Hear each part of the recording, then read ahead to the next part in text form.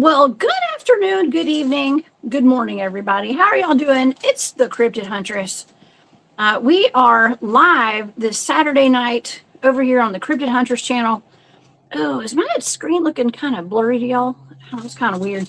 I hope you guys have had a wonderful week. I trust that you guys will let me know if I look too blurry out there today. But I hope you guys had a great week. We had a wonderful show Thursday night. If you guys missed that, we had Robbie Jed Rains up here in this studio on Thursday night, and we covered my Dogman encounter out in Alabama, and it kicked ass, y'all. That was a great show, and if you missed it, please go back and check that one out. And it is fantastic having Robbie here as always. We had such wonderful shows all week, y'all, and I've got wonderful shows next week planned for us as well.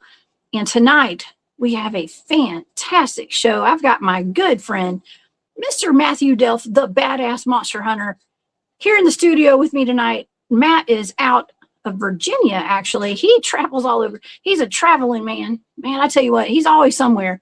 And tonight, he is broadcasting live from Johnson City, Tennessee. That's over in northeastern Tennessee, I believe. And right smack dab in the middle of the Appalachians. And I'm going to be there next weekend. We're planning on being there. There is the Paratech Symposium is coming up next weekend. So a lot of wonderful speakers are going to be there. A lot of cool researchers and stuff. So if you guys are in the East Tennessee area next weekend, please come out to that event. And it's going to be awesome. Okay. So, but anyways, I do have a schedule, I think, of that. If you guys want to go check that event out, we'll talk about it when I pull Matt up a little bit, but this is the Paratech Symposium in Johnson City, Tennessee. That's the schedule right there. I'm on the schedule to be there on Saturday. Okay, on Saturday, if you guys want to come out and see me out there, and Matt's going to be there. I think Matt's speaking both days probably. He's always the first speaker of the day, and I oftentimes miss Matt's presentation. Not always, okay, but it's it's early. They put Matt on there early every time. I think that's Matt's preference. But anyways, y'all come out to that event, and you can find all the information down in the description box. There's a link if you guys want to go sign up for that or just get some more information on it. And it's on my website as well. Okay. But also, if you want my website, y'all go over to the cryptidhuntress.com. You can find everything over there, my calendar of events, all my shows, and I don't know, all the wacky stuff y'all need to find out about me is public. It's over there. Okay. Also, I have a Patreon if you guys would like to support my work and my channel. And I also have an Etsy shop called More Woman Goods. Thank you guys so much for all your support. It means the world to me. Okay. All right. Well, let's get into our show tonight because it's not often we get Matthew Delph, the badass monster hunter, over here on my show. And I've been friends with Matthew since the very first time I ever spoke publicly about Bigfoot. Matt and I were both at the same disclosure conference together, and Barry Littleton too. Me, Matt, and Barry met for the first time at that conference, and I've been friends with both of them ever since. Good friends with both of them, and I've done a lot of work with both of them actually. So it is absolutely wonderful getting to go to places like that. If you get a chance to go to a conference or a town hall, please do it, y'all. It is wonderful getting to see people face to face in person. Okay. And I did see someone in the audience asking or saying, I think it was C. Duke said, I wonder if Matthew has let his vampire out of the bottle. All right. We're going to find out if Matthew has ever dropped that vampire in a bottle tonight. Don't worry. Y'all know I'm asking. All right. So tonight we are going on the hunt with Matthew Delph, the badass monster hunter of Mountain Empire Cryptid Research Organization, also known as MECRO. Matt also goes out with all of my teams, every team that I'm on just about. Matthew's on as well. And so, but we're going to discuss Matthew's encounters with actual monsters. Okay. And from Bigfoot and Dogman to vampires, lizardman and S-walkers. Y'all know what that is, what those are. And we're going to talk about feral people tonight, Appalachian werewolves, and so much more. Even the UFOs and ETs. And y'all know Barry and I always bring up that video that my friend has of the orbs that turn into ETs. This is the guy, y'all, just in case you were wondering. But Matthew Delph is the founder of Mountain Empire Cryptid Research Organization, known as MECRO. Matt has been researching cryptids for about 25 years after his first encounter in northern Indiana. He's been a guest speaker at numerous Bigfoot, UFO, and cryptid conferences, outlining his years of boots on the ground cryptid field research. And yes, if I could only pull his arm to get him to show y'all that video, I'm going to poke at him tonight over that, okay? Because I think there is so much disclosure going on right now. And I know Matthew has made a pact, and we'll talk about that tonight as well. Please help me welcome to the show my good buddy, Mr. Matthew Delph. Hey, Matt. How are you? Can you hear me? Yeah, can you hear me? I'm good. Thank you for... Yes, I can hear you. Thank you so much for joining me tonight, Matt. It's a yeah, pleasure you look like you are in a... Yes, you're in a boardroom, it looks like. Where are you at tonight? Actually, the very first place that the conference that we're going to be at, speaking at next weekend, this is the event place. This was the place of the very first one over in Johnson City with Angela Shear, and it was her last conference. We had, of course, Travis Walton here, and we had Rob Phillips. Not sure if you guys know who Rob Phillips been on a lot of the show Haunted. He had the what was it, Monsters and Mysteries in America. He was on the episode of the Tennessee Wild Man. And actually, I've been out here to these cliffs where he had his encounter doing some investigating. But yeah, this place is the very first place that the symposium had its conference. This is on-site location of where it had it the very first time that we had it. That had to have been a very important event. Listen, Travis Walton, that's so cool. Travis Walton, you guys will know him from his encounter. It was called, they made a movie about it, a documentary called Fire in the Sky, I believe. And he and his friends, or some of his let's just call them co-workers, right, were driving home out of the woods. I don't know if they were working in the woods or what, but they got accosted by a UFO, and Travis had an alien abduction, and it was brutal, right, Matt? It was kind of brutal, and you guys are actually friends. Yeah, I'm good friends with him, and a lot of people, they try to say, it was a hoax and stuff like that. And I know Travis personally, and I can tell you, you can tell something has happened to him. Had his whole logging crew were witnesses. They even tried to frame them for murder because they couldn't find him. So they all took lie detector tests. They all passed. And a few years ago, they went back to the site of where he was abducted, and the radiation from the craft on the inside of the trees, it had, the growth of the trees had exceeded the other side of the trees that wasn't exposed to the radiation. So, there's definitely something happened there, and you can definitely tell that he has suffered, the PTSD from it. Ooh, that's really sad. And it's really sad that happened. And it's actually, my heart goes out to the people who were with him.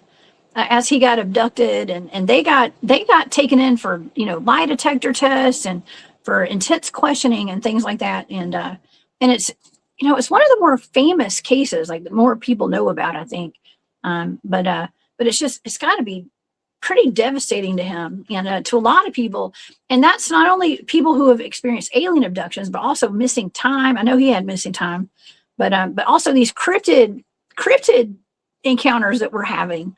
And all of us, listen, Matt, you and I have had some pretty wild experiences in the woods, even together, when we're out there doing our cryptid field research. Yeah, it's been a pleasure getting to go out in the woods with you and to hang out and do some research with you. And I was telling the audience, we met at the first disclosure conference I ever talked at. It was actually the weekend before that. You remember we had at the Meadow Project? Oh, that's right. We met that weekend right before the actual conference. I forgot at the about Meadow that. Project. Yeah. I know. But it was within the same week and a half, whatever it was in between there. That's right. You know, and that's one of those projects that we've been working on. We've worked on that for a while. I haven't been in the Meadow in a little while. It's been I'm gonna say it's almost been a year since I've been there. It's been a while, but that's a place where we've had such profound occurrences out there and encounters. Some of our teammates, a couple of our teammates have passed away, you know, after they had the portal incident out there. And we're talking about radiation. I mean, radiation is a big factor in a lot of this research that we're doing, Matt. Do you ever worry about, you know, any kind of health issues or something like that? I mean, I know some of us, we've actually had meetings about, like, well, maybe we should quit researching because of the dangers of this radiation out there. What do you think? Well, of course, you know, I've been sick, and they still haven't been able to tell me what was wrong. My whole blood count it dropped, bottomed out, basically. My hemoglobin was 5.5. It's supposed to be in between like 12 and 16 or 17. So yeah, radiation, we always have radiation spikes. It's definitely dangerous. Angelia Shear, she was here at this conference. It was actually her last conference. And not long after that, she had became ill about the same time I did. And she passed away, of course. And I still, you know, I'm still struggling with my blood count, and they still don't know why. And they actually said that, yeah, radiation, exposure to radiation can cause your hemoglobin to drop like that. So it's more than just the monsters you got to worry about. Exactly. I mean, that's one of the biggest dangers that we have out there, I think. You know, we ain't scared of no Bigfoots and stuff. Okay. We've been out there doing this long enough to where, I mean, it's good to have a healthy dose of respect and maybe a little fear when it comes to some of the scarier things that happen. But it's the radiation, it's the unseen stuff that we, you know, who knows how many countless researchers have had health problems because of the radiation that they were unaware of out there, and alien abduction victims as well. I don't know. Yeah, I mean, you've heard of the cases where vehicles, you know, they stall out from UFO encounters and Bigfoot encounters and so forth. So, you know, there's something there that's pulling that energy or giving off, you know, radiation. We always have radiation spikes, you know, that every time we have activity, mostly. So it's definitely great to have a Geiger counter to measure. And if it starts getting too bad, then I suggest, you know, you get out of there. Oh, yeah. Well, okay. So, there's a lot of things that I want to talk with you about tonight, Matt. Okay. But first of all, I wanted to say that last Saturday, a week from tonight, I had Brian Owens on the show. Now, Brian he's not a researcher. He's not an investigator. He is just merely a person. He's an awesome dude, by the way. Love Brian. And I was super, super honored and blessed to have him on the show. But he and I have been trying to get on the show for a while, and the stars aligned last week. He had been having some activity on his property. He lives in Indiana. And in Indiana, the only other person I've talked to a couple of people that have had some Bigfoot encounters in Indiana. You're one of them, by the way. But while we were talking, he has so much activity on his property as, you know, proof of it. videos. And I wanted to make this, I want to give him a shout out tonight, because on his Facebook group, it's called BAO Bigfoot. You guys go and join his group. He has some fantastic videos that just came out yesterday of where he had put some pies and he had put some apples out on his wood pile. And he had videos of literal Bigfoots coming up and taking his apples and his pies out there. And you could see it. Okay. Like, Matt, I'm real picky about, pictures and videos I'll let people show on my show. Right. Because there's a lot of blob squashes out there. Okay. Yeah. And, but he's got some really solid evidence up until even today he was putting out. And so I got to commend him for that. That was wonderful. He's got that. But he's just a regular dude that lives in a cabin in Indiana in the woods. And he's got the whole gamut: Dogman, Bigfoot, little people, ETs, all that. Now, Matt, let's rewind a few years.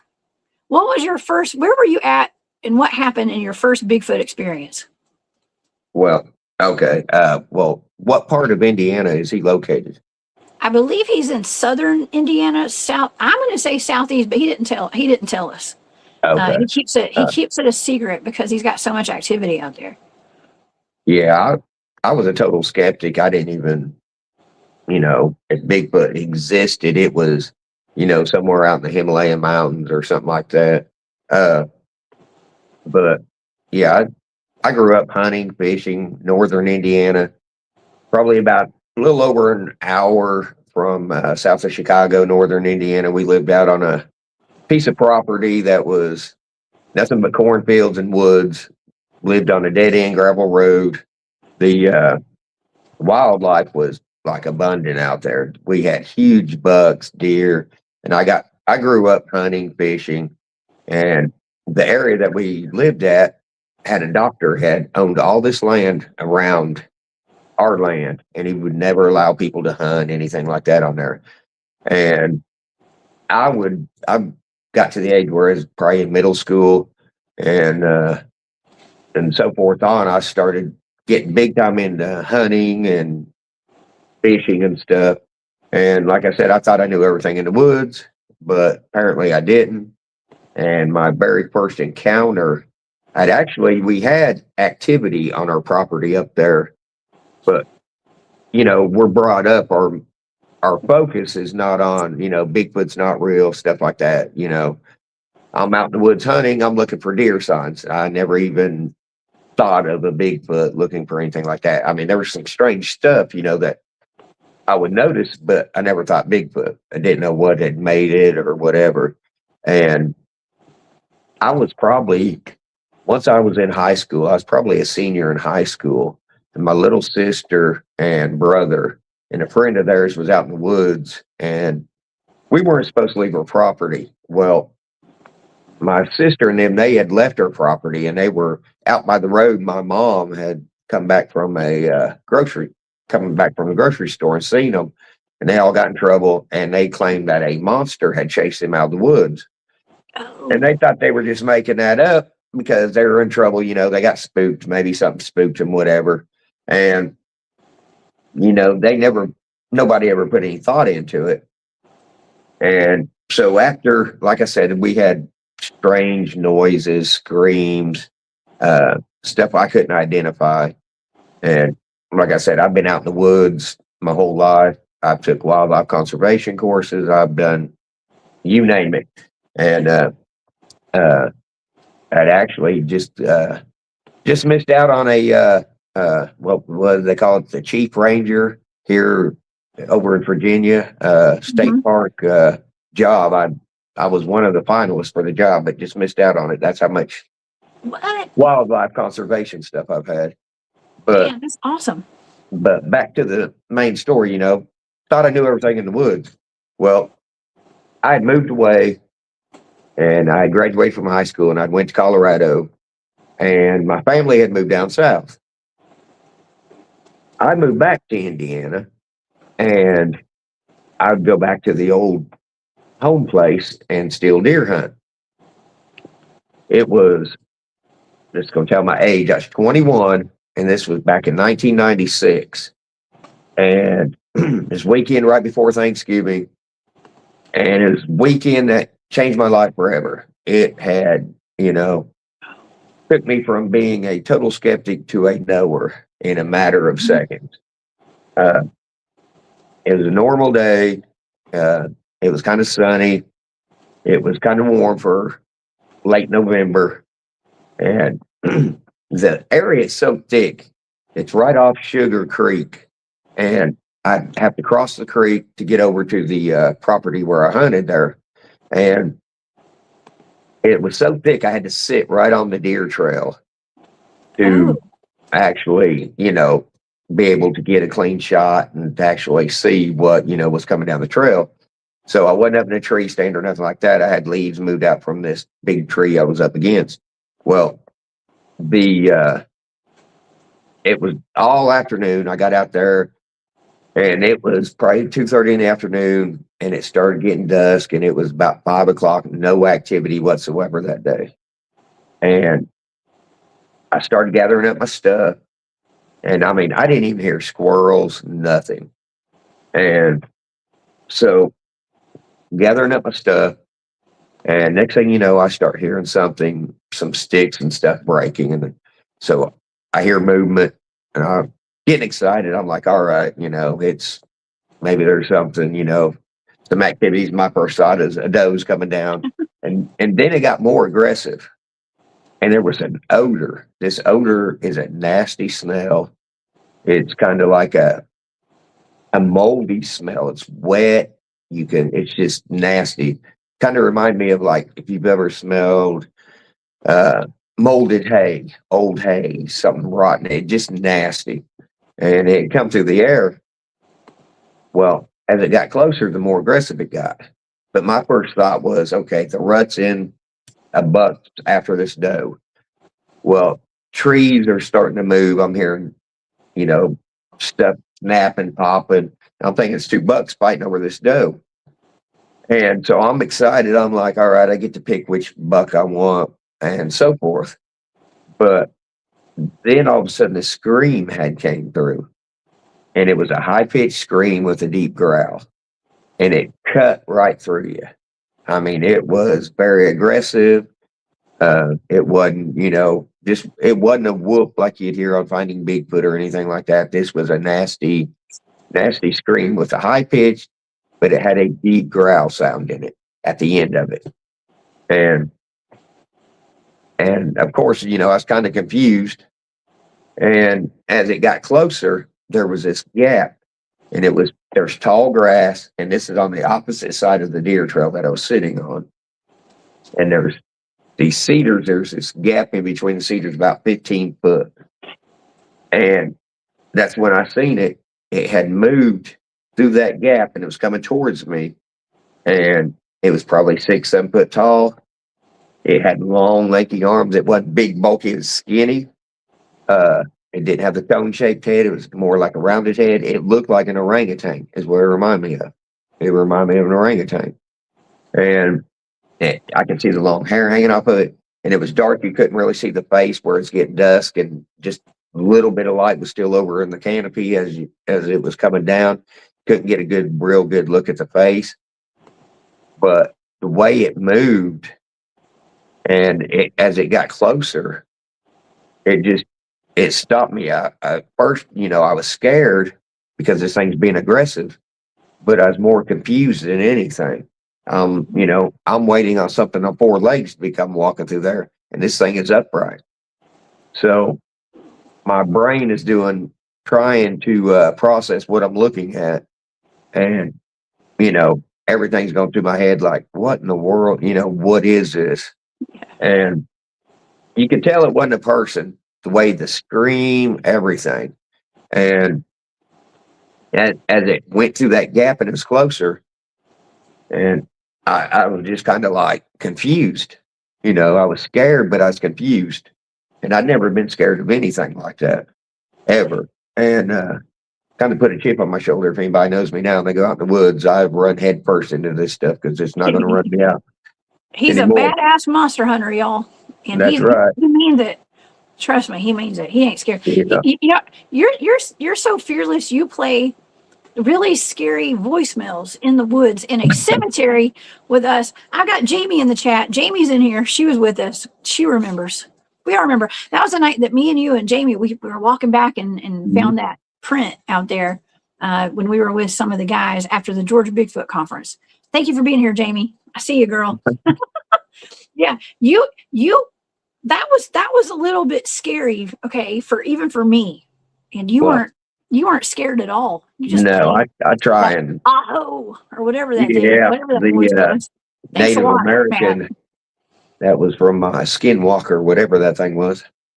Y'all don't go in the woods with Matt unless you're prepared, y'all. I'm just saying, unless you're prepared for a wild night, a wild ride when it comes to chasing cryptids. This is the way I look at it. We're out there hunting for this stuff. I'm going to do all I can to bring it out. So, exactly. You know, I mean, we get results, though, right? Exactly right. You know, we don't want, oh, did I hear something? Maybe, maybe not. No, we want actual evidence. We want stuff, throwing stuff at us, charging us, whatever. That's what we're there for. So.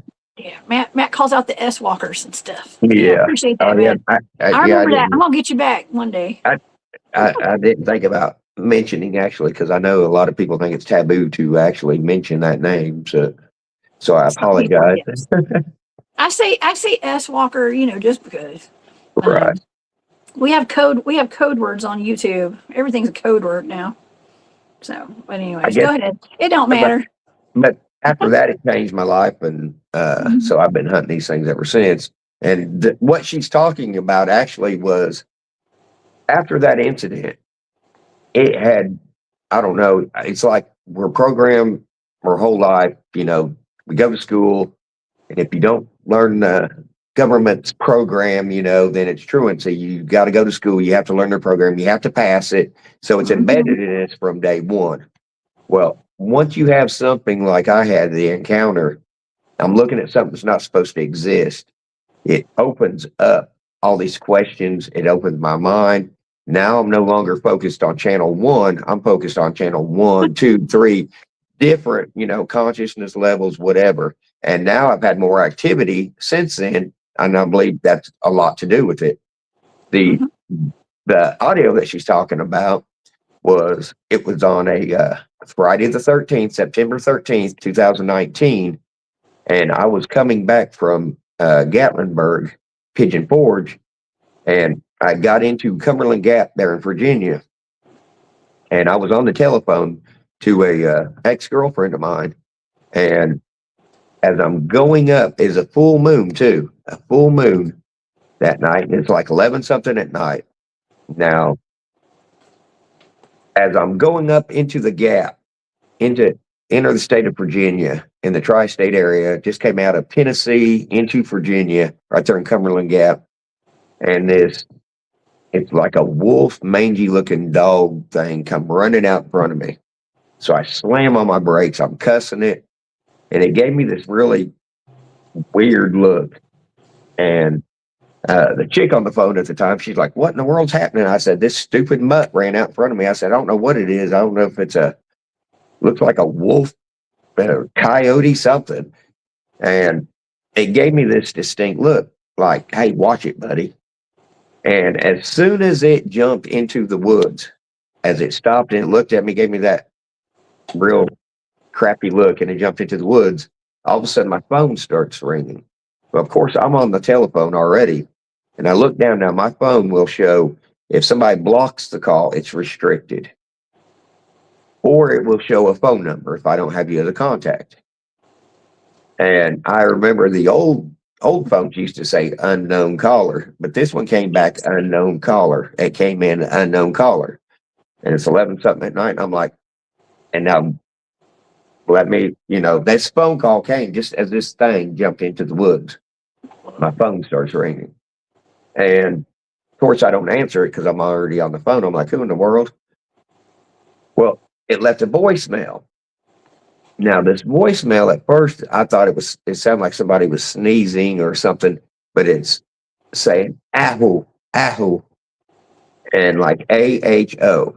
Now, I'm in a lot of Native American groups, and the voice sounded Native American on the voicemail. And I'm telling you, I believe wholeheartedly that whatever that thing was that jumped into the woods is what called me on the telephone. You cannot call it back. You can't call that number back. There's nothing. And it's a Native American voice on that. I still got the voicemail. And yeah, I will play it every now and then when we're out in the woods. So just to see what I can stir up, I guess you could say. I mean, we played it. You played it when we were at it was I'm not going to say the name of the cemetery, but we were in one of our research areas. We have a lot of old family cemeteries out there where we get a lot of this Bigfoot activity and possibly Dogman and all the other cryptids that are out there.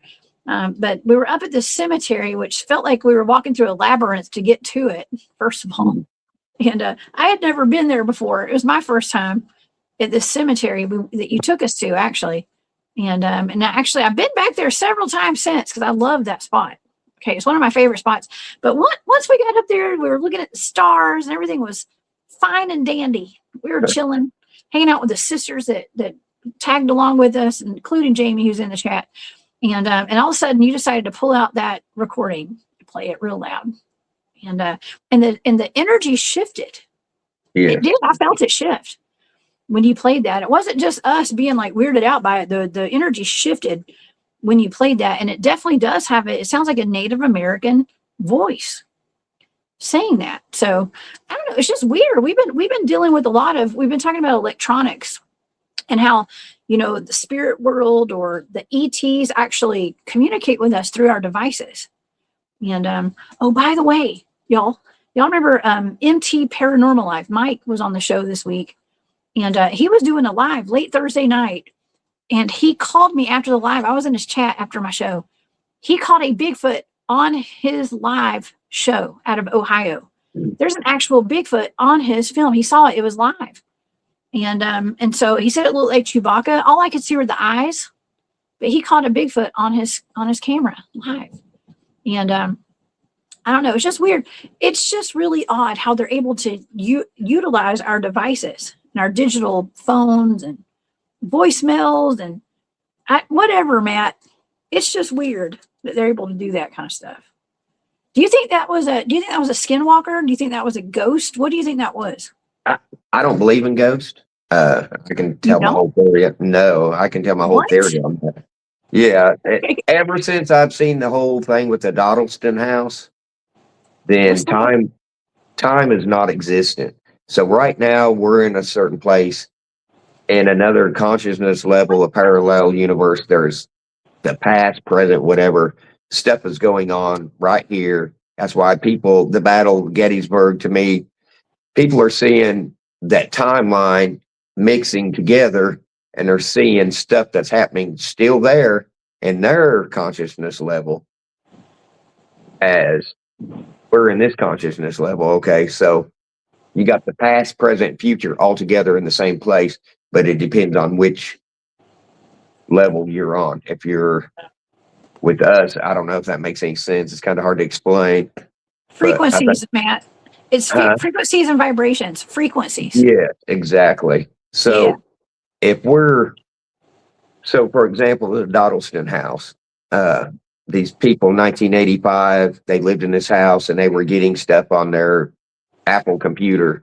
They didn't have the internet back then or anything. And it was somebody from the 1400s that was living in that same place at that same time frame.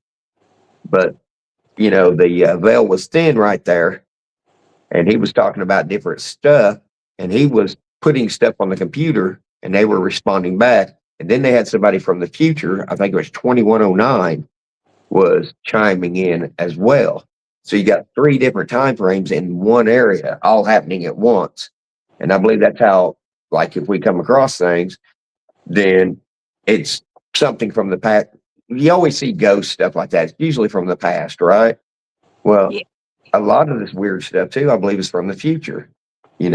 Stuff that we have not experienced yet in our time frame, in this consciousness level. Oh, man. This is where we start getting into the whole quantum physics of it. But yeah, I don't believe in actual ghost. I believe that there's something else going on right here, right now, in this spot that I'm sitting at, in a different parallel universe, whatever you want to call it. And the veil gets thin in areas and they start to cross over. And that's how you have time slips, I believe. People disappear and they come back. You talking about the feral people in the Appalachian Mountains? I know a certain area that the veil is very thin there, and I have suffered from it. That's where you get a lot of the feral people, caveman type people. So Ooh. Well, that, okay, that's let's where I go believe there. a lot about it. Hey, so for the audience tonight, y'all can see why I'm good friends with Matt, y'all. We have some good conversations, not only around the campfire, but just in general. Okay, I love these. Y'all can see how we all think here. We think very much outside the box, and I can appreciate that. Let's get into this conversation. Let's get into this topic for a minute because I was just told on Saturday, or not Saturday, today Saturday, Thursday. I don't know what day it is. See, time is but an illusion, y'all. Thursday night, Robbie Raines told me that Cades Cove has been closed down since October of last year. And I actually went to their website today. I saw that they closed. I never saw that they reopened it. And I don't know why. I think it was because they said at the time it was because of a staff shortage or funding with the government. I don't know what it was. Okay. There's always an excuse. But that's where Dennis Martin disappeared back in the 60s, I think, 70s. Yeah, 1967, I believe, wasn't it? Mm-hmm. Yeah. Father's Day weekend. Well, that was actually, some people think, well, maybe he was taken by a Bigfoot or maybe a feral person, or my remote viewing data suggests he was taken into some kind of trafficking operation. Okay, but anyways, I don't know. What do you think about that? Because the East Tennessee, where you are right now, you're just north of that, is full of high strangeness, Matt. Well, tell me your theory. Okay, let's get into the whole feral people being cavemen and stuff. Okay. A lot of these people that say, "Oh, we're them feral people," are people that have actually just wanted to get off grid and they went out to the woods and just started living. Well, yeah, you might have some of that, but a lot of these eyewitness reports that I have encountered, they are talking about like Neanderthal looking type cave, like the third one down on the evolution chart, different type, the pronounced brow ridge, the real pronounced jawline. I mean, just look like cavemen, and they're naked. A lot of these people are naked. Now, and it's all along North Carolina and Tennessee line there. Now, like I said, I've had a lot of reports of that stuff. Now, where I had went to Cataloochee Valley there in the Smokies, and it's along the Tennessee. You cross over from Tennessee into North Carolina there in the Cataloochee Valley. And it was how many years ago? Probably back in 2020, 21, somewhere right in there. And this was in the wintertime. My parents had wanted to go see Christmas lights over in Gatlinburg and stuff. Ooh, And they asked me if I wanted to go. And I was like, sure, I'll go. And so I'd loaded up with them. And for some reason, my dad just decided to go into Cataloochee Valley. Now, as we start going into Cataloochee Valley, I noticed that there were, there's still a lot of wildlife out, stuff like that. There was a mama bear. She had her babies from, it looked like the springtime with her. I get out, I start videoing them, and some elk. And I noticed on my phone that the time had changed and the date had changed. Oh. So I'm like, yeah. And I was like, well, okay, that's kind of odd, and I'm taking these pictures in this video. Well, my dad gets out. He takes a couple pictures. Now, my mom at the time, she's sitting in the vehicle and she's taking pictures from the vehicle. Well, my dad wasn't out very long, but I was out the longest. And I'm taking all these pictures and videos and stuff. Well, I start feeling sick, start feeling nauseous. My dad starts feeling nauseous. we start throwing up. We're, upset stomach, head is all messed up. And so we're like, okay, we need to get going, get back home. We're not, as soon as we leave that area, we start feeling better. Now I go back and I look in my phone to see the videos of the elk and the bear that I had taken, and they're not there. Now, if you take a picture with your cell phone, it's going to pop up on your gallery right after you took it. Now, none of mine were there. I was like, what in the world? I was so mad because I had all these cool pictures and videos of wildlife, and they're gone. Well, I get scrolling back. I'm looking at something, a memory, something like that. And this is several days later. And lo and behold, my pictures that I had took had went to my gallery in the past, in the middle of summer in August. So I've got all these winter pictures of this stuff in the past on my phone. So when my time and date had changed on my phone, it had moved everything back in time along with that date and time. So it makes me wonder, was I caught up where that veil's getting thin and stuff is getting crossed over in these different timelines? The feral people, these caveman type creatures, there a lot of them have seen in that area. So to me, that's what I believe is happening. I mean, I believe stuff is getting crossed over. That's where people go missing and, just out of nowhere, just disappear. I think the veil's very thin there. I don't know what's causing it. I don't know if it's the different minerals and stuff there in the Smoky Mountains and Appalachian Mountains there in general probably have a lot to do with it. But whatever it is, that area, as you go down through there, is really bad. Now, not far from there is Roan Mountain. Roan Mountain, back in, I think it was 84 or 82, I can't remember. Within a 2-week period, 2 people went missing. And that's just a little bit south. No, is it north? It's north, I believe, of Cataloochee Valley. No, I think it might be south. I don't know, but it's in the same area, same mountain chain. And you got North Carolina and Tennessee there along that border. And there at the Roan Mountain area, there was a little boy, his family, they were camping, and he had went missing. He went to go get water from this creek and just vanished. He was gone for like 5 days. They searched the entire place. They could not find him. Then 5 days later, he reappears right where they had already went and looked. And he said he could see his mom and he was screaming, yelling, but she could not hear him. And he said that he stayed in a cabin with his grandpa. Now, his grandpa has been passed away for several years. And this was in March of that year. So it got super cold at night, below freezing. And it's kind of warm during the day. And they said that he had food. He was not malnutrition. Nothing wrong with him. Perfectly healthy. And he swears up and down that he had seen his grandpa and he'd stayed with him in this cabin and ate. Now, 2 weeks after that, there was these boys that was hiking up on the Roan Mountain.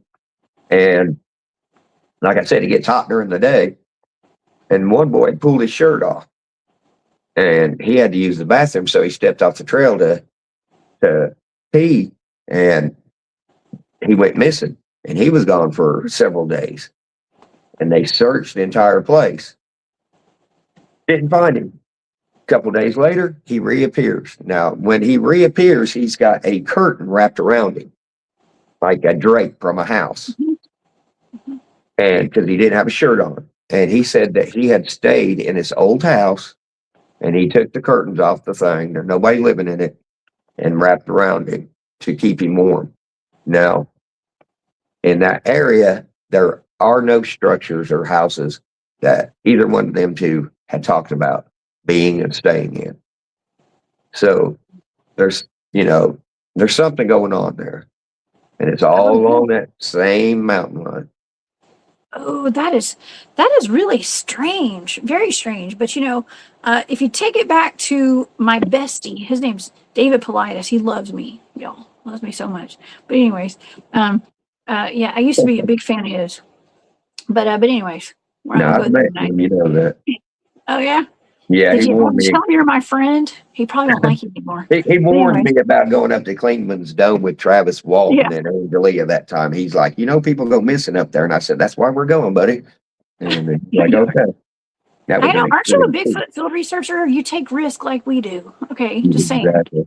But anyways, but yeah, it just kind of lines up with this missing 411, like the patterns. We're into pattern recognition when it comes Yeah. to these missing people and these missing children, and I mean everything from don't go picking berries. That's for my friend Ed. Okay, Ed, don't be picking those berries in your backyard. I told him yesterday or today. But there's patterns, and a lot of it is just like an enigmatic. Because a lot of this stuff is like just enigmas that, like, I mean, where did that kid get that curtain from? You know what I mean? It's just kind of weird. But I've been covering so many of these cases throughout the years, including children who said they were taken care of by bears while they were lost in the woods. Even a case out of Mount Shasta about the robot grandma that went out there. And the little boy disappeared. He was gone for hours. And he said that his grandma had gotten him, but it wasn't his grandma. She was like a robot grandma. And so just weird stuff, Matt. And I don't know if it's, ET activity, portals, dimensions overlapping. I mean, I think it's a little bit of both, or all of it. Actually, Yeah. a little bit of all of it. I think it is. And I really do appreciate your theory on the feral people. And maybe it's not just a bunch of, scary, I hate to say this, scary hillbillies. We got like the hills have eyes. Okay. That kind of a thing. They definitely do. Yeah. I don't think it's all that. I think that your theory actually makes a lot of sense. Especially in the day and age and all the research that we do over here. We talk about it on the channel and stuff. I don't know. I want to take a quick commercial break. Thank you, Moon at Noon, for that super sticker. I appreciate your support. Thank you so much for that. And that means the world to me. But yeah, there's something going on in East Tennessee. Now there's also the whole, I mean, this is a fact. In East Tennessee, they have the Oak Ridge Laboratories over there. Now, I don't know, it must be south of Johnson City where you are, but they say that's where they worked on the Manhattan Project, making, I don't know if it's atomic bombs or something. And also they have that large ion collider that works in tandem with CERN out of Switzerland. And we got all these dogman attacks. I've done research out in East Tennessee. Dogman and Bigfoot are out there, for sure. And unknown animal attacks, Matt. I mean, do you think there's something to do with that? Has something to do with this? Very possible. Oak Ridge, it is west of where I'm at now. It's on the other side of Knoxville, and it's west. And my great uncle used to work at that the nuclear plant there, and I didn't ever really get to talk to him or not, but I remember it back in 2012, they were talking about doing experiments. They were trying to make mirror universes. And whenever me and Angelia were trying to figure out, if it was, because everybody always says, oh, they want science. Well, all this stuff can be proved in science. They just choose not to look at it through science. But like with the portal to open up, that professor from Iowa had told us that, you got to have so much power and energy from like a solar flare to come through, and the magnetic field's got to be messed up, something to do with it's got to be perfect timing. That's why they can't predict when they're going to open and close. Well, Oak Ridge, they were actually running nuclear power through this tube with these magnets trying to create mirror universes. And I remember this back in 2012 when I was researching. And somewhere I've got that scientist, professor, whatever you want to call them, I got their phone number and email address that was doing that. And I need to find it. And I want to see if they would actually respond to a email from me to see if, just little questions. I doubt they'd say anything, but that's where a lot of people, they're like, oh, because they try and cover it up. Now they're like, no, we don't know what you're talking about. But there was an actual, back in 2012, I'm pretty sure was the year that they were actually had covered a bit of it, that what they were doing. And like I said, I've actually had the phone number and email address of the professor, the lady that was actually running the experiments. So, well, there's a okay, lot of well, stuff going on there. that makes me wonder, like, I've been to a lot of these facilities. I mean, I'm not going to say I was like in the facility. No, I'm not going to say that, but I've been to the locations where there's a lot of weird programs have happened, like up in Montauk, for instance, at Camp Hero, where they that was the home of the Montauk Project. There's Brookhaven Labs right there. Plum Island is right there. It's all right there together. Where they were doing teleportation experiments and mind control, MK Ultra, all that kind of stuff was going on right there. But you get a map. I like to show this map. I know it. I love showing this map because I'm like, look, if the Oak Ridge Labs has one of these large ion colliders, I'm privy to potentially, there's rumors. I'm just gonna say there's rumors that there's a lot more of these large ion colliders all over the country, including in Georgia, by the way. And so I have this map that I like to show sometimes of these. I still have it. Well, shoot, I think I may. Oh, it's been erased. No, never mind. It's right here. It's right here. These are some of these Department of Energy buildings. Okay, these laboratories and stuff. So just think about it. If these are where these locations are, and of course there's Oak Ridge National Laboratory right there. If they've got and it says plainly Accelerator Laboratory, y'all. Okay, Accelerator Laboratories. There's all these accelerator laboratories, and they admit they're trying to make parallel realities and stuff. Why do they need so many of those? Like, are they really trying to change our timelines? Are they trying to get in contact with some kind of ET presence? Like, what do you think, Matt? I'm not sure. I think they're probably like advanced technology, like the whole thing with the Doddleston House out there in over there in England. They future the 2109 that was coming on and leaving comments and stuff, said that they were a gas form, that we have not yet experienced that. But if you think about it, so if they are not in a human form, they're in a gas form, would that be like the spirit form, I assume? I'm not sure. Maybe they're trying to I don't know if they'd be the whole butterfly effect, but change history or change the future, or you know how they are. They like to control everything and have everything, but I'm sure they've got some reason that they want access to that. Oh yeah. And I'm sure it's not good. Well, speaking of access, okay. So Magical Journey podcast just reminded me that Tony Merkel with the Confessionals podcast, I've been on his show a couple times. He says Tony Merkel has met a guy whose job it was to watch for stuff coming out of portals at Oak Ridge Labs, by the way, and pew it. And they show that on Stranger Things, and that's actually based out of Montauk, where I've been. I've been at Camp Hero before with survivors of the Montauk Project. They're good friends of mine, and so that was I think that he was at a party one night. I think Tony was saying, if I recall correctly, he was at a dinner party with some friends. Maybe there's usually a little alcohol involved sometimes. I don't know. I'm not saying there was, but that's usually how you're going to get the truth out of some of these security guards. The truth serum. Out there drinking, right? Yeah. And that's cool, but let's take this to kind of another direction now, because you have, and I know, like, listen, you kept this a secret for a long time, but now it's kind of out there.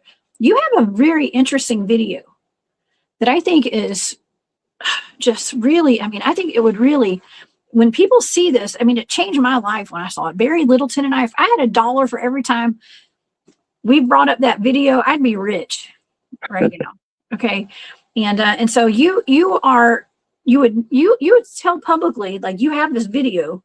If you want to, would you like to tell the audience about this video? Because, we've just had the United States government do a lot of full, like, I'm not going to say full disclosure, but disclosure on UFOs and ETs. And you've got a video that changes the game. And this is a real video. And it's not, you don't show it online, but you show it in person at your conferences. Tell us about it. Yeah. Well, the reason I don't show, I'm very loyal. Research partner, Angelia, that passed away. She was huge into her witnesses. She was very loyal to her witnesses. And if they wanted to remain anonymous, she would keep them anonymous. And she had promised this family that, you know, she would not expose, would not tell her names. And she trusted me with that as well, because we researched together. And these people had some weird activity, stuff going missing in their backyard, stuff like that, missing time, stuff like that. And so, of course, had to set up security cameras, see if we see anything going on or whatever. And she had the original video. I videoed over her video so I could have a copy of it with my cell phone. And yeah, you've got these orbs that are coming in. Now, a lot of it, you'll see like bugs going by. You can tell what are bugs, but this one orb light, it's pretty stationary and it starts moving up in the people's backyard. And then there's this little creature. I don't know what he is, but he's probably about chest high on me, and I'm about 5'10", so he's maybe a little over 5 foot or whatever. And it doesn't look like they have arms. It's like a little stick figure type thing with 2 legs, and you see him, he's like wobbling, or he's running around the backyard with a big head. Yeah, like a big head. To me, it looks like. Now, I've explained this to the audience a million times because I talk about that video a lot, and it's like that. It's almost like a metallic ball goes flying. You know, they've been showing these boogospheres and stuff. The boogosphere, I think, is what they call it.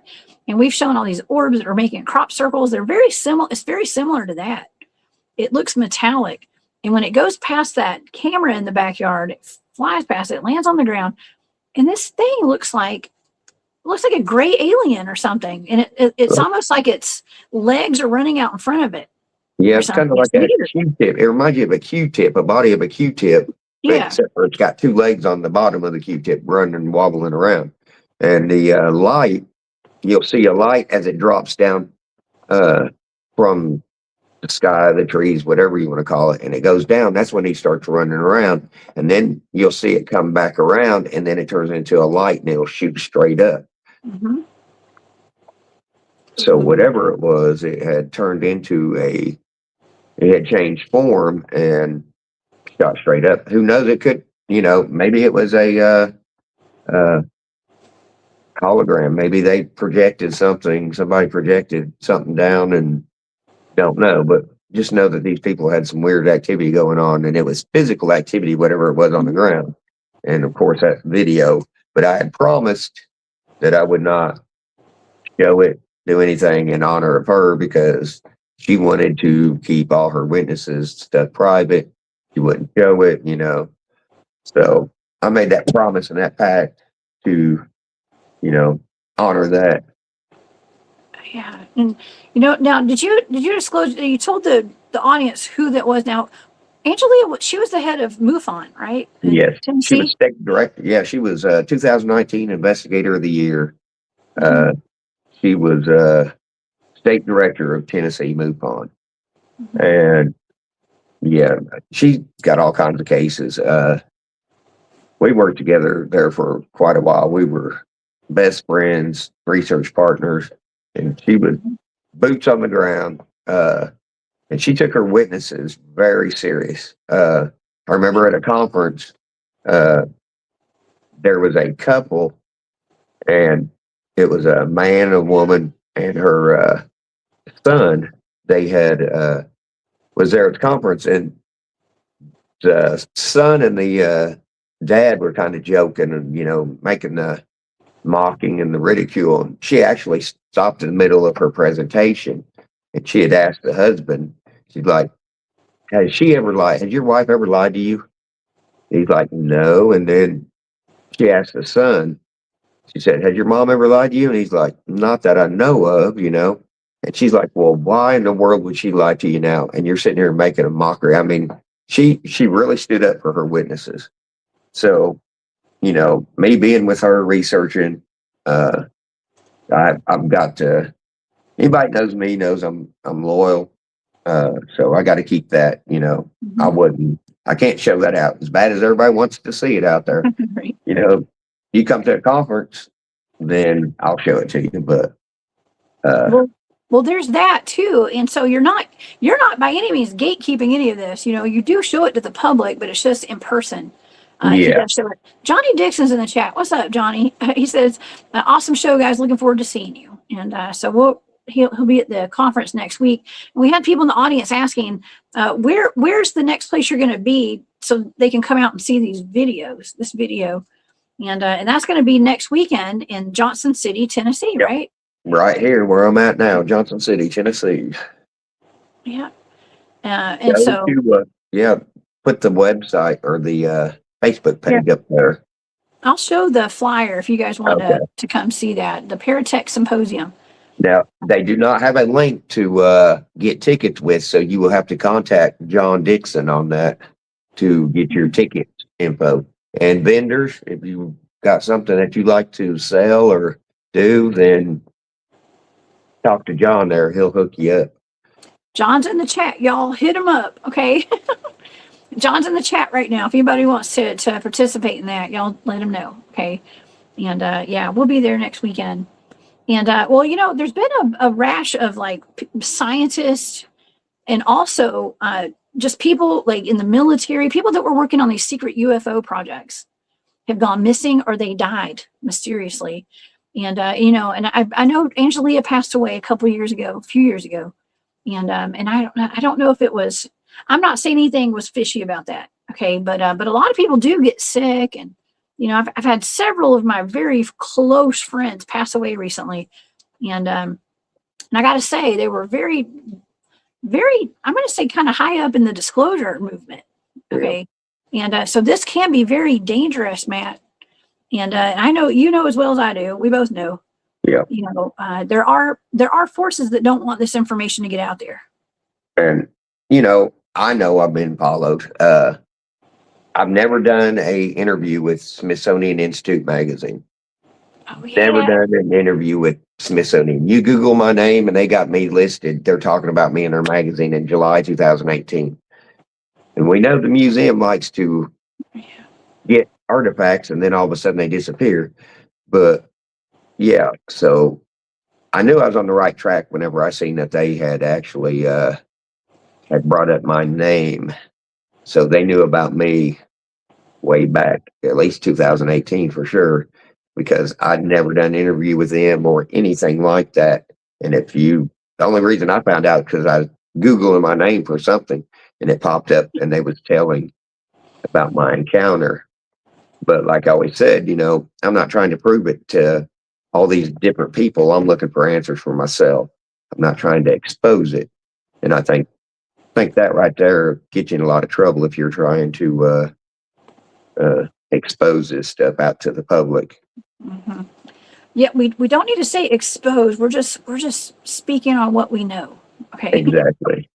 It's all in the lingo. Okay. Yeah. And you know, I never set out to like expose anything. I didn't even want to speak publicly about my Bigfoot research, but I had a friend that was volunteering at that disclosure conference, and when I got up there, we were talking about Bigfoot. They wanted to know about Bigfoot. And they found out that I was on that team about the meadow that the book had been written about. And so that's where it all snowballed from there. And here I am today. Okay. And that was the same conference you were at. Yeah. But anyways, I never, you know, I didn't go out. I was never on a mission to like expose the, you know, the controllers and, you know, this, and that. I'm just having fun. Okay. Like, I'm just here having fun, sharing my experience and my knowledge with people. That's all. And if you read that article there, one of the things they emphasize on that article about me is like, he's not trying to prove it to the world. He's wanting to face his own fears and find his own answers. They strictly state that in the article. So Uh-huh. I guess that's good. Well, they're watching you. Yeah, that's Oh, funny. yeah. With this wild when the Smithsonian's got eyes on you right there. Yep. They're notorious for going in and taking, artifacts and bones of the giants and all that kind of stuff. And, I mean, this is all alleged. We don't know for sure. But, Yeah. taking stuff and covering it up. Exactly. I don't know. I was just watching I'm always scrolling TikTok and stuff now. And somebody had posted something about what do you call it? It was something at the Smithsonian, like I don't know what it was. Some kind of they were showing reptilians compared to humans on some kind of setup they had there, right? And I was thinking, man, that's wild, because they were showing the side by side of a human body next to a reptile body, like an iguana or something. I thought, why would they do that? But then I was thinking, oh wow, well, you know what? There's always an agenda. And I got to say, with part of the disclosure that happened the past 2 weeks ago, or about a week ago, 2 weeks ago, they admitted that reptilians exist. Reptilians, Greys, Nordics, and mantid beings. And I've come in contact with at least 2 or 3 of those. Okay, myself, face to face. And it made me wonder, like, is this why the Smithsonian was like kind of putting that out there and these exhibits, like, oh, okay, because it's going to come out that lizardmen really exist. And you have actually traveled down to Bishopville, South Carolina, right? Yep. Skateboard Swamp. Yep. I've been there a couple times. Did you find anything? Not really. One thing I did notice though was I had a lot of Bigfoot reports from that area. Really? A lot of witnesses Bigfoot, but the whole, like, I was actually in Skateboard Swamp, and the second time that I went back there, they've got all these signs up now that it's trespassing to be in Skateboard Swamp. And I thought that was pretty interesting. All of a sudden, hey, you just can't go out there in the swamp anymore and investigate. But yeah, I've been there. I've been to the actual spot where the boy Christopher had his encounter that went viral, where it attacked him while he's changing his tire late that night after getting off work from McDonald's. And he actually he was actually killed in a home invasion. So which was a little fishy from what I was told. It was kind of weird, almost like, we're talking about these scientists that have gone missing, and whistleblowers and disclosure advocates that have all either died under mysterious circumstances or they've gone missing. And this was back, what was that, in the 1990s? It was 1986, I believe, maybe. 86. But did he die in the 1990s, or was that early 2000s? Yeah, I think it was in the 90s, because I'm not real sure the date when he passed, but because whenever I didn't know that he had passed away until I was down there investigating, and they said, "Oh yeah, he was killed in a home invasion." I was like, "Oh wow." So, well, there's always, listen, but some would say we're conspiracy theorists. I'm just a realist. Okay. Exactly. And I like to, I'm good at pattern recognition and connecting the dots. Okay. Exactly. And seeing, there's no coincidences in all this. And Mike MC says Smithsonian is part of the deep state. Main mission is to cover up high strangeness. Yep. Maybe. Yeah. But all this high strangeness, it all fits in together. I mean, that's what I think is pretty wild. I mean, and me, I've been everywhere. I research everything now. It's just not Bigfoot. Skateboard Swamp. I've been to the Bell Witch Cave. I've been, all over the place doing all this different stuff. But it's usually in these certain areas, you have a lot of activity. Like, look at New Orleans.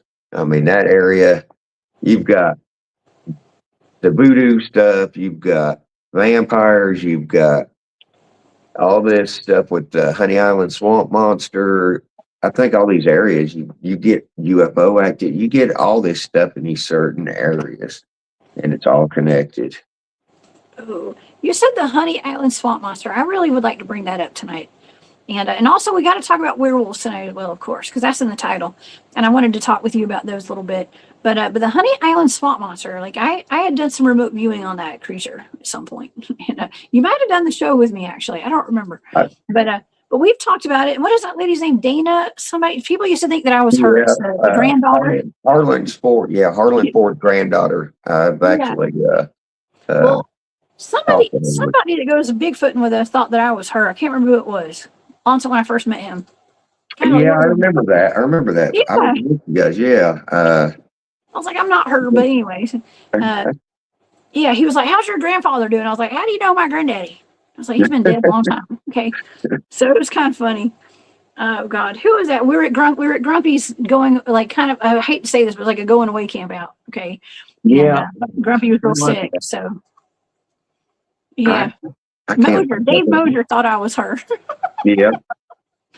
I was like, Dave, I've known you, man. I've known you for a while. You think you don't know who I am? You don't recognize me? But anyways, yeah, Mosier funny. But anyways, okay. So Honey Island Swamp Monster. That's her grandfather. Yeah, Harlan Ford is the one that actually had that video that they had found that reel, and you can see something walking through the swamp there. It looks like it has reptilian feet, almost like crocodile feet. Some people are like, those are alligator tracks. Yeah. A lot of people think that, and I think that could be, but I don't know. What do you think? It's very possible. It could be misidentification. But I have noticed that I've also been to the Everglades with David Shealy, and I'm good friends with David. And his tracks that he got out there, I believe they were 4 toes, and very similar to the Honey Island Swamp Monster one that tracks. And if you look in the I've also been to Boggy Creek several times, Falk, Arkansas. I've researched out there. And they had actually found a 3 or 4 toe track that was very similar to the Honey Island Swamp Monster and David Shealy tracks out there in a field in Boggy Creek out there in Falk, Arkansas. No way. Yep. So there's a lot of this stuff that, you got the common denominators there that you're looking at that people are like, nah, but getting a lot of the same type tracks that are, which, if that was an alligator, I could see, Boggy Creek, even, Falk, Arkansas, they even have alligators. One area I was out one night, they actually had like a 14-foot they had killed there the year before in that area right there. Yeah. It's big old thing. Yeah. I would suggest out there. Yeah, I would suggest, though, if you go to either like Boggy Creek or the Everglades, go during the wintertime because the mosquitoes are so bad that you can't hear nothing because they're buzzing in your ear. It's hard to do research out in those areas.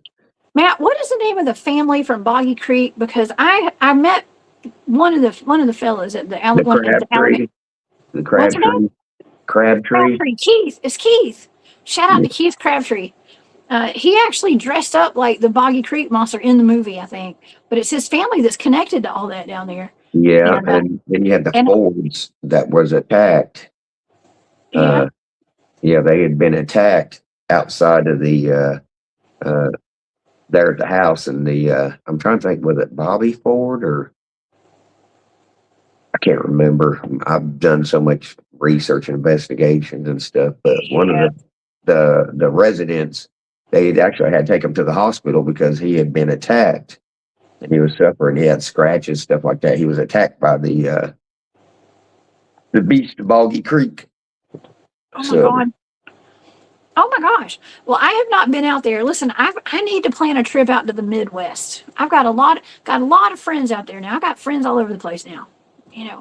A girl feels real special sometimes when I come on my shows and I get to go out and travel all over the place and meet people.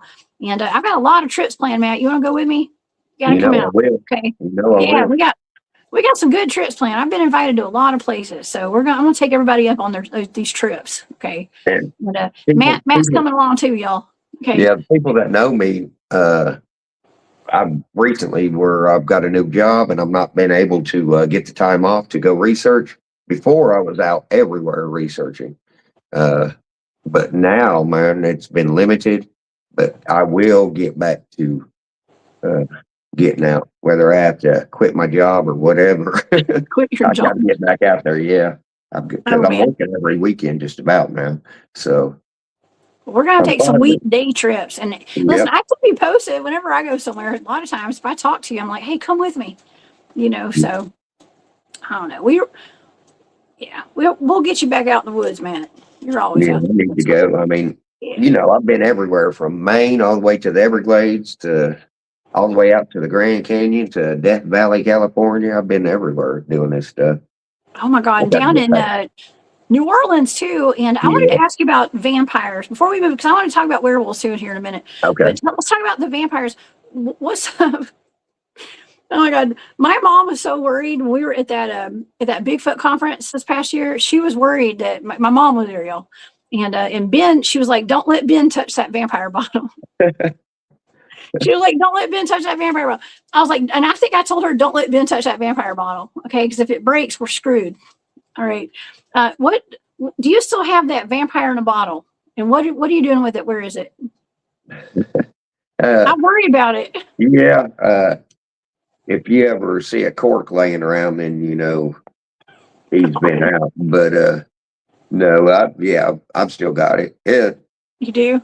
Yeah, and for the people, it the vampire supposedly his name is Victor Lavosque, and theory goes that your modern day vampire that they don't tell you this stuff. This professor had found out that if you invite a vampire in, then they're obligated to go. So he had invited this vampire, Victor Lavosque. He had actually got changed whenever he was up during the Alaska Gold Rush, and he was up in Alaska. Well, and of course, on the bottle it says Victor Lavosque. He was trapped in, I think it said 2017 or something. It tells the date and stuff. And it says, do not open. And it tells the history of Victor. And the professor talking about how he invited the vampire into the bottle. So he is obligated to go. He has to go. And once he got in there, he corked it. And a lot of that has to do with the stuff like your spirits. I think a lot of that stuff comes from, the genie in the bottle, the jinns in the bottle, uh, a lot of that goes hand in hand with whether Victor's in there or not. We don't know, but Oh God. it's a good conversation piece. I hope he's in. I mean, I don't want anybody to be stuck. Okay, like I don't want any soul to be stuck. But if they're going around biting people and sucking blood and draining energy, stay in your bottle, buddy. Okay, and yeah, just you can keep your bottle at home. I don't know why you would ever buy something like that. That's crazy. That's wild. But it is what it is. It is kind of cool. Okay. Somebody in the chat earlier than I was asking me or asking you actually, had you ever been bitten by a vampire before? Listen, getting into your vampire stories out of New Orleans. It's a little No. risque talk. Yeah, We'd have to I've never. we would have to do like a PG-13 version of this because it got a little. I don't Oh know. yeah, Got a little hot there, a little hot and heated. yeah. Yeah. As we all know, I don't know if you want to vampires talk about that. and evil. They try and lure you with lust and everything else. Yes. And but yeah, no, I've never been bitten. But somebody asked me if I would allow myself to be a vampire. They said, "Well, you'd live forever," and I said, "I guess I'd sit at the edge of the world and watch it burn whenever." I know, But right? I guess immortal. I guess I don't know if it'd be a bad thing or not, but You'd be like Deadpool, be unkillable. Sometimes yeah, I feel like I am. I swear, I think I've died a few times this lifetime. I don't know how I'm still here. Maybe I'm quantum jumping or something, quantum leaping, like that show.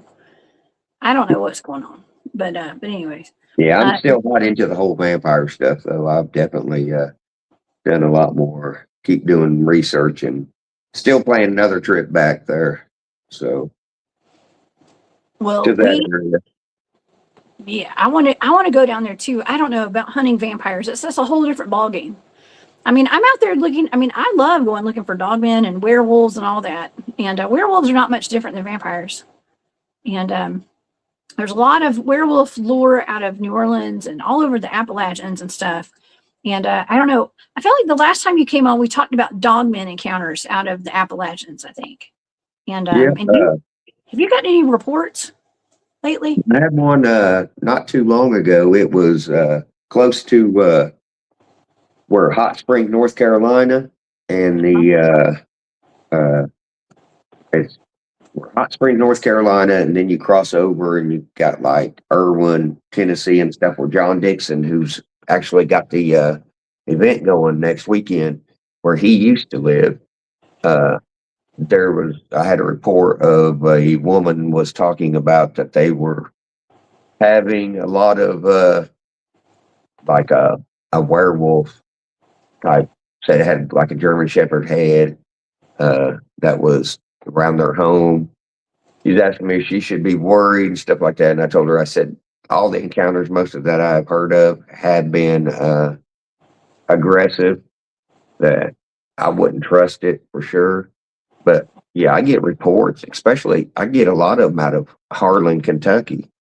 Over in that area, I had a gentleman show me a picture, and he said it had moved his car in his driveway. Said he had moved the back end of his car, and he didn't want to just talk to anybody. He had these pictures, and he wanted me to look at them. And I never did. Somebody gave me my phone number because I was talking at the time after I talked to him, and I told him I wanted to get his info after I had before he left, and he had actually somebody gave me my phone number, and I never did get his number back, and I never answer if I don't know you. If somebody's just randomly calling my phone, I never answer it. So I wonder if I missed that call. But he actually had some photos, and it looked like it was an upright being, and it looked like it had a German Shepherd head, and it was by this old church that had been it was like falling down, and part of it had been burnt, and it was in that site where he had that picture, that he had taken that picture, and you could clearly see it was a canine head. Kind of remind you of like Anubis, out of the Egyptian.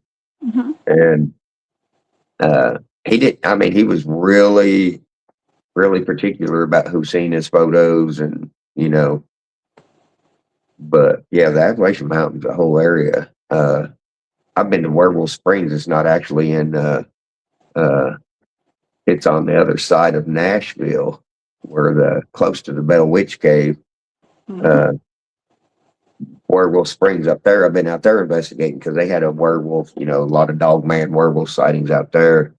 And what was wild about that is I had went out with the Henderson family. Elijah. Yeah, Elijah and his parents and his sister.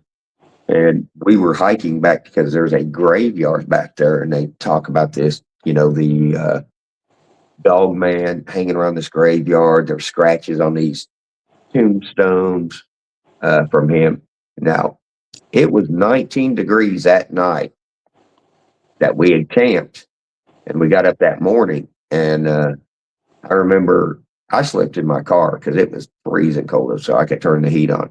Well, Elijah and them had slept outside, and they had frost on their face in their little hammock.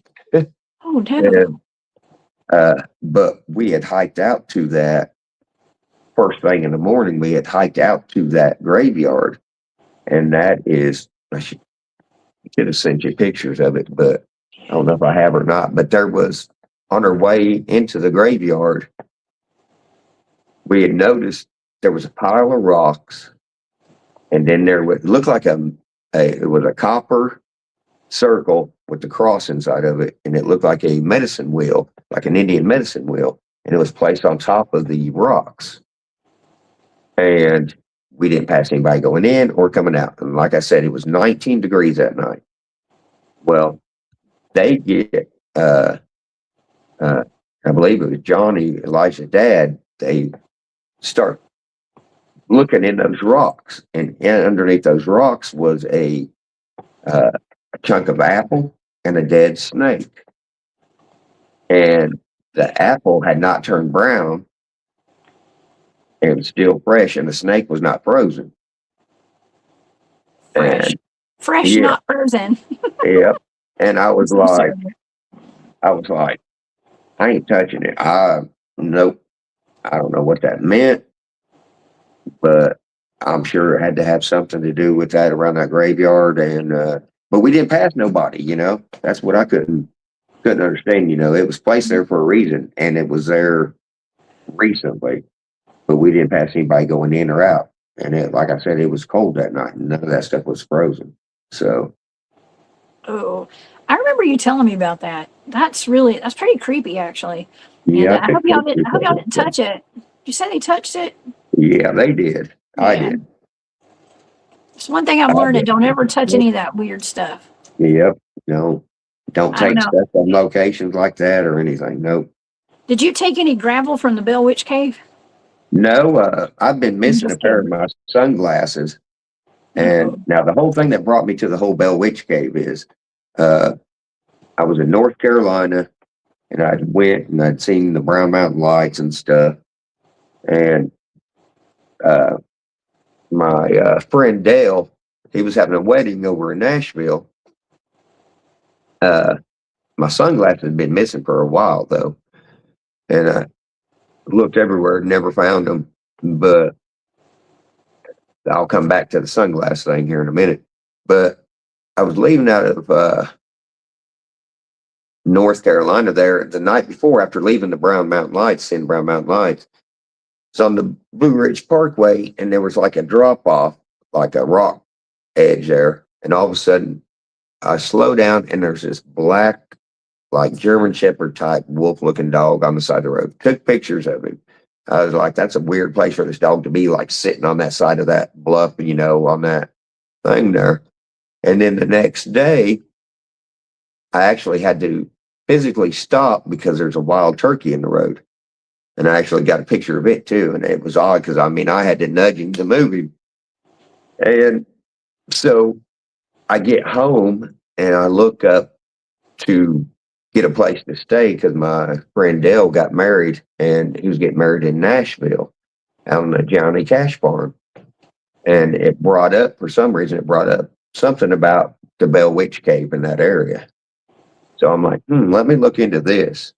So I start looking into the Bell Witch Cave. Now, John Bell had actually lived in North Carolina and moved to that property there in Tennessee. Mhm. And I was just in North Carolina. Now, his first two encounters with the Bell Witch first one was a black wolf dog, and the second one was a wild turkey. And I had just seen and had pictures of both those things that he had saw. And I was like, I've got to go to the cave. So of course I go to the cave, and right at the entrance, identical sunglasses that look like the ones I was missing are sitting right there on the entrance to the cave. And I was like, What? no, don't Were they touch them. yours? I don't know. They were identical to them. They were the mirror gold colored, you know, like the old aviators that I always like to wear. And they were same color, everything. They looked just like, I didn't touch them though. I was like, no. They were trying to trick you to take those because you're not Wasn't supposed to that? take anything off that property. And if you had No, taken those, you would have been cursed, Matt. I don't know. You could have added to your collection of no. cursed items. Yeah, I swear, I believe I was being called to that, especially after, you know, why did an ad for the Bell Witch thing come up whenever I'm looking up hotels on my phone, you know? And then Oh, after seeing that dog, that weird wolf dog and the wild turkey, and I'm checking into the history on the Bell Witch, and it said that his first two encounters was like the black wolf dog and the wild turkey, and I was like, uh-oh. You might be a reincarnated John Bell. Actually, no, I'm actually friends with John Bell's fifth great grandson. Oh, really? His name's Derek. Derek's been on my show before. Oh, Yeah, cool. he actually, so Derek lives at the LBL. So Okay. there's a lot of connections here. Yeah. I need to holler at him next time I go to the LBL. I told him I would, and I forgot to last time.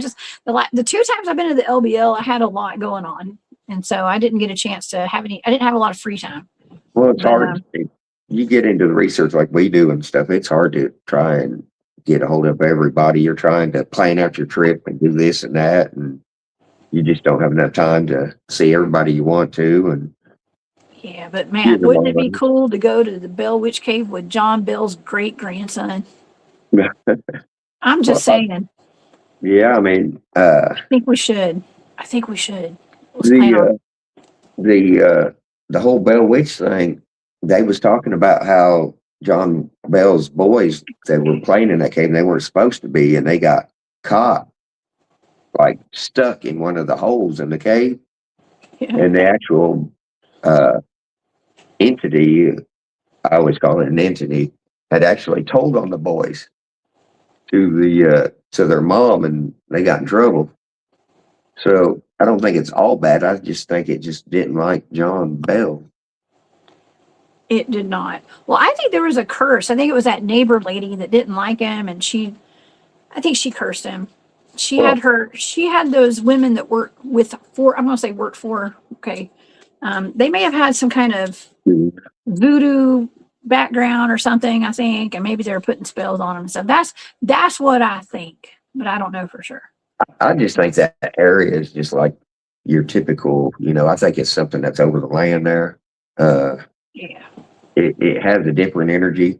I've grown up. My mom's side of the family lives just outside of Nashville, close to the Bell. Actually, my cousin lives real close to the Bell Witch Cave. And I grew up listening to everything about it. And they say, there used to be, I remember them talking about if you go into the Bell Witch Cave and say the Bell Witch doesn't exist so many times, stuff, you'll come out, your hair will be cut, or you'll be shorter, all kinds of crazy stuff.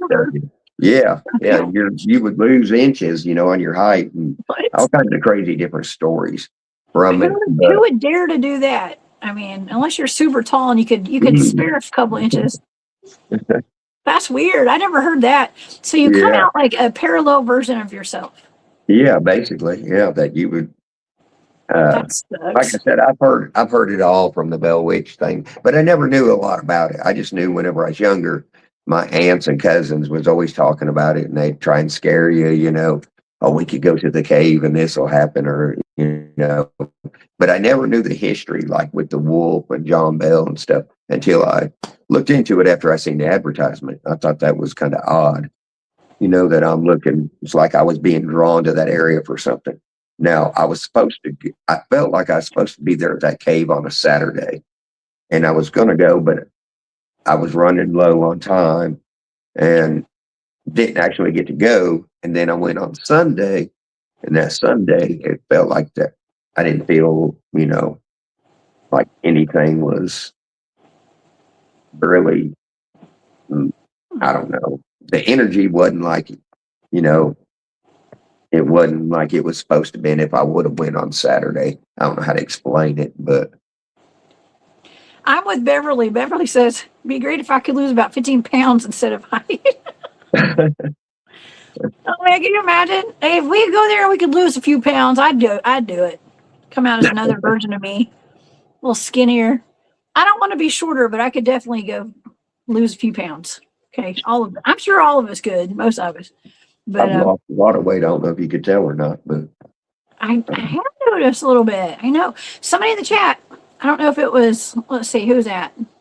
They're saying that, it was Max Love Life and Learning says, Matt, my gut's telling me you're more than just human, bro. What is it? Are you more than just human? You are superhuman. I know that for sure.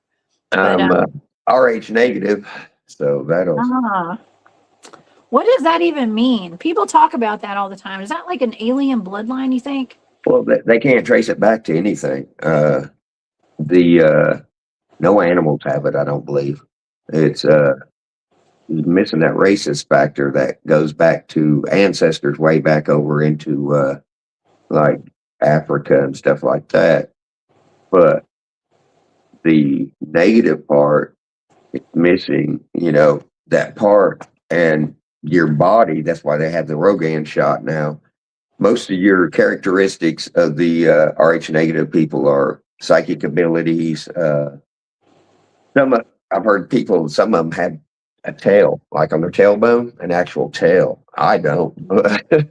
You don't have to make a hotel. No, I've heard people have that. I've had, there's a distinct characteristics. A lot of people, the psychic, the empaths, a lot of history if you look back through it. And like, I believe I'm A negative, so I believe it's only 6% of the world are A negative. Oh. Now, if you're like if a woman gets pregnant, she's Rh negative and the baby's positive, her body will try and kill that baby. Because that's where they come up with the Rogan shot, because it will try to, it's a foreign entity in their body. So really, so our blood is not like normal blood. I believe over in the I'm trying to think of where it is over there in England. There's like one portion that supposedly has a higher contrast of Rh negative. I can't think of it right now, but most of your presidents were Rh negative. Supposedly Jesus was Rh negative. A lot of people think it could be the Nephilim bloodline.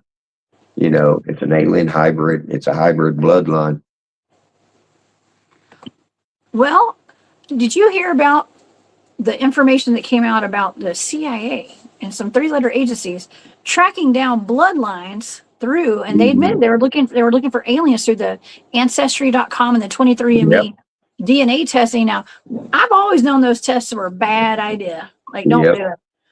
But a lot of people did. I don't think anybody in my immediate family did one of those. Okay. No, nobody. But a lot of people did.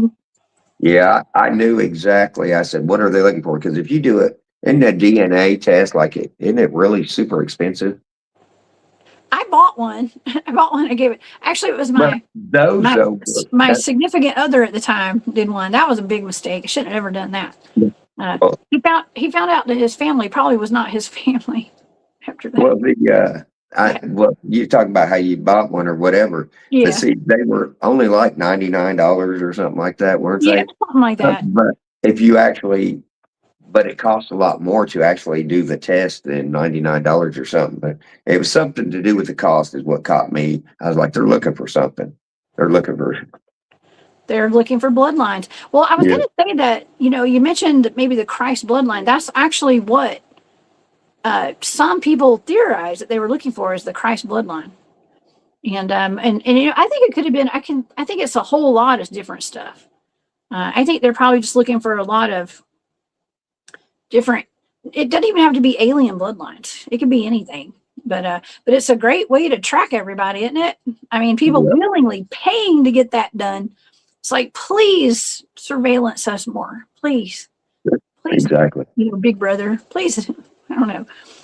And I don't know. There's a whole lot of stuff I could say about that, but I think I knew there was something not right about that. And it was probably, it's never a good idea to spit or, give your blood out and just spit in a tube and whatever, and hand it out to people that are going to, and the government didn't own those companies at first, right? It was like, it's supposed to be private organizations, private companies, but then they all went bankrupt or something happened where they were, I'm going to say like BlackRock or somebody owns it now. I don't know. It wouldn't surprise me one bit. Yeah. Well, they're gonna track people no matter what, but this just makes it easier to really get into the nooks and crannies. Yeah, I've heard that whole past life things that they looking back. These are the people they're looking for, that bloodline that gave them problems in past lifetimes and all kinds of crazy stuff. Oh yeah. And I'm sure there's probably some truth to it. Yeah, I always tell the audience, I don't give out my blood type publicly. Okay, I just don't, and it's because of vampires and stuff. Okay, It's because of vampires. I don't really care about, I mean, just like Larry says here, Larry, thank you, Larry, says, if you've been to the hospital or donated blood, your blood type is in a database and it's shared.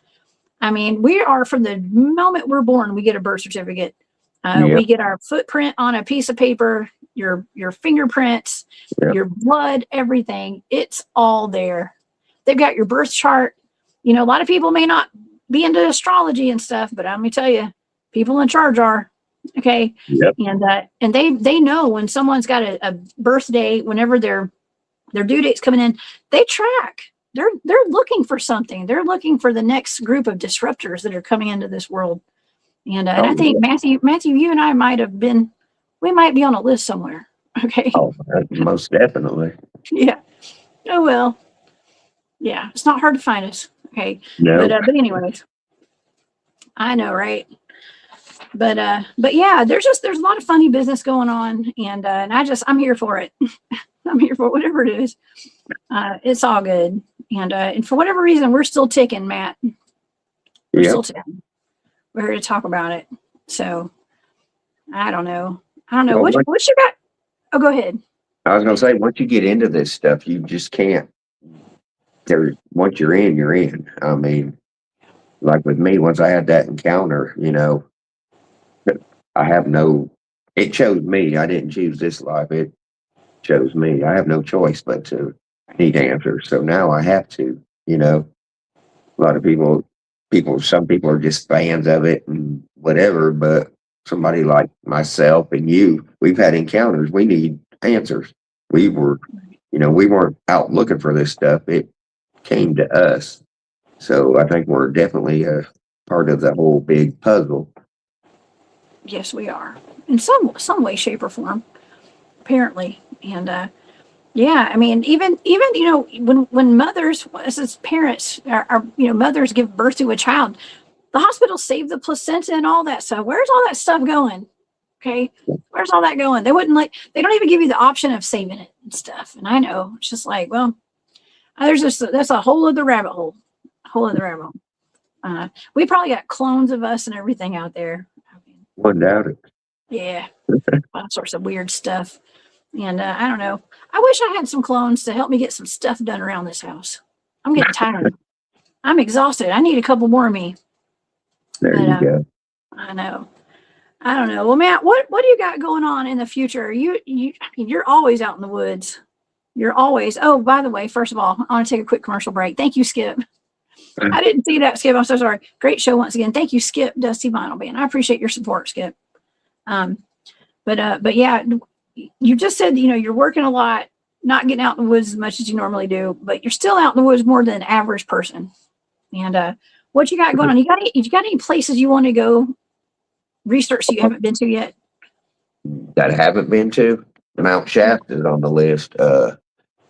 Superstition Mountains is also on there. I believe there's a whole Superstition Mountains. A lot of people always talk about the gold and stuff, that, the gold that's there. They think, oh, they're killing them because of the gold. I did a little research on that. And, the Apache believe that, what they call it, the fire god or the firebird or something, that was up there on Superstition Mountains. I've looked through all the deaths that have came, and people have been shot in the head or beheaded. And I noticed one thing, though. They always said, oh, it's because of the greed of the gold that they're looking for. But those bodies had gold on them, and it never got taken. What? So they're not looking, they're not looking for the gold. They're protecting possibly a portal. Because they said there was a spot up there. The Apache wouldn't go up there because they said it's a sacred place, and it's a portal straight to hell, basically, up there with that fire, whatever that god is that they said was up there. So if you look back through the history from way back when, 16, 17, 1800s, a lot of the deaths have been people been shot, stuff like that. But those people had a lot of them had gold on them. So they didn't take the gold. Everybody always claims, oh, it's because of the gold, the lost Dutchman's gold. No, they've had gold on them. And for death to be coming that long all through history, I believe somebody's up there watching, protecting from getting inside the portal or whatever you want to call it that's up there. I believe there's more to it than just the gold, because those bodies had gold on them if you look back into some of the history. Matt, what if they're protecting the gold mines or something up there too? I mean, I've had some pretty interesting conversations with some research friends who, even my friend Fred, shout out to Fred in Alaska, by the way. Y'all go over to subarctic Alaska Sasquatch. Fred and I had a conversation a while back about the Bigfoots being seen, a lot of Bigfoot activity around the gold mines. And they're still seen. I mean, we hear from the 1920s, we hear about all those cases of the gold prospectors getting kidnapped, like Albert Osman, or the Ape Canyon attack. Those are all gold prospectors. Okay. And that was all like 1824, 1829, something like that. And, but a lot of gold. I mean, to the modern day today, they're still being seen around these gold mines and stuff. It makes you wonder: are they living in the gold mines? Are they protecting the gold? Like, what are they doing? Are they mining it for somebody else? Yes. Yeah, for the aliens. Yeah, I don't know. exactly. They're working in tandem with the aliens or something. But see, the thing of it is, though, with the Superstition Mountains, those people, they had found gold and they had the gold on them. And when they find their dead body, they still have the gold on them. So they weren't trying to take. Obviously, gold wasn't the problem there, or they wouldn't have. They would take the gold, you would think, off of the body. There's more to it than just gold. Yeah, sounds like something more than that. They're not robbing people. Exactly. They're not dying because they need to be robbed. Exactly. Yeah. Whoa, how cool is that? I mean, that's terrible. I'm just saying, but it's a good good observation, Matt. But really yeah, that's an area I want to go to. Mount Shasta, of course. And go back to plan the trip back to New Orleans again. And I've got all kinds of stuff that I want to do. I just got to get the time to do it. Conference next weekend. Oh yeah. Yeah, I want to, there's a lot of places I want to go. I got invited out to maybe go to Mississippi on an investigation one day. I don't know. Robbie invited me on Thursday to go out there. There's a lot of dogman activity out there. I'm kind of gravitating towards like the dogman and werewolf areas and stuff lately. So, yes, I have lost my mind. That is, out there. And okay, if you go through Mississippi, was it? I think not last year. Yeah, I think no, year before.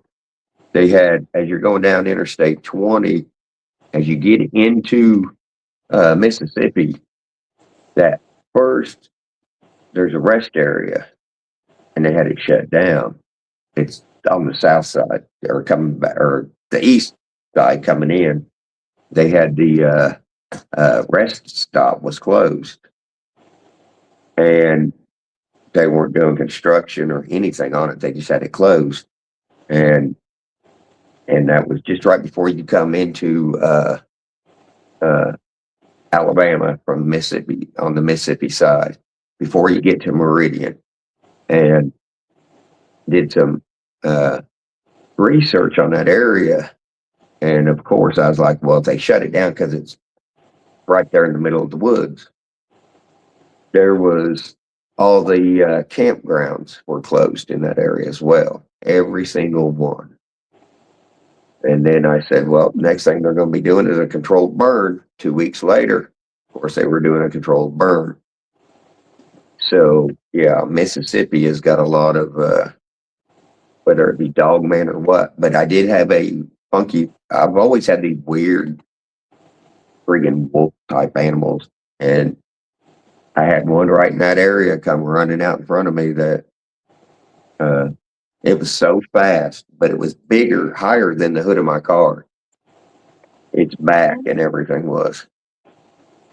That's weird. So that would have been like a bear or a wolf or something. I mean, It's like a wolf, but Yeah. its legs, its thighs kind of look humanish. Like, I don't know how to explain it, but it was super fast. But its back, I mean, it was tall enough as it ran right past, and I was like, maybe that's what they're trying to shut the campgrounds for, to do the controlled burns to push the stuff out. Maybe that's the thing that they was trying to move. I don't know. But Maybe it didn't look so. like no coyote or anything that I had seen. I've had several encounters with them type things now, it seems like.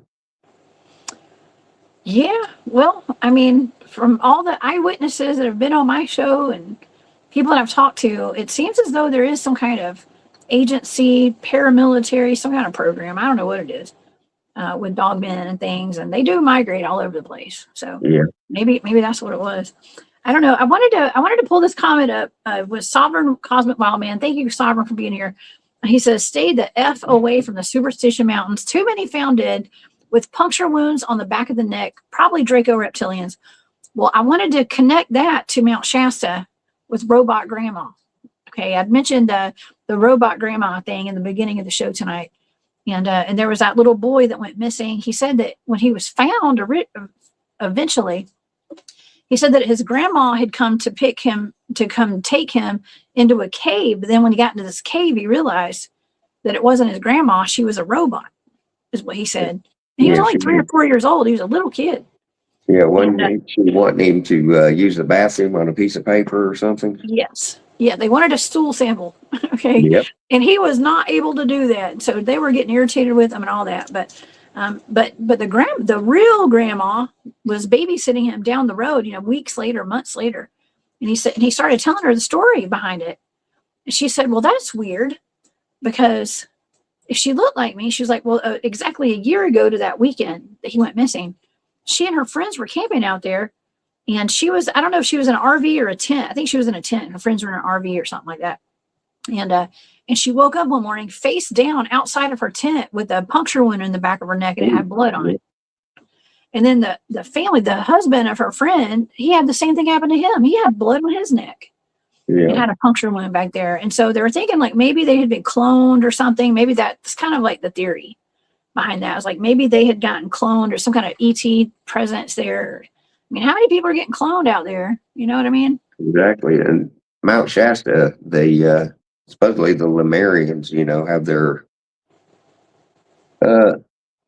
civilization. They tunneled underneath a mountain and stuff. And I'm curious because they said that some people can see them, some people can't.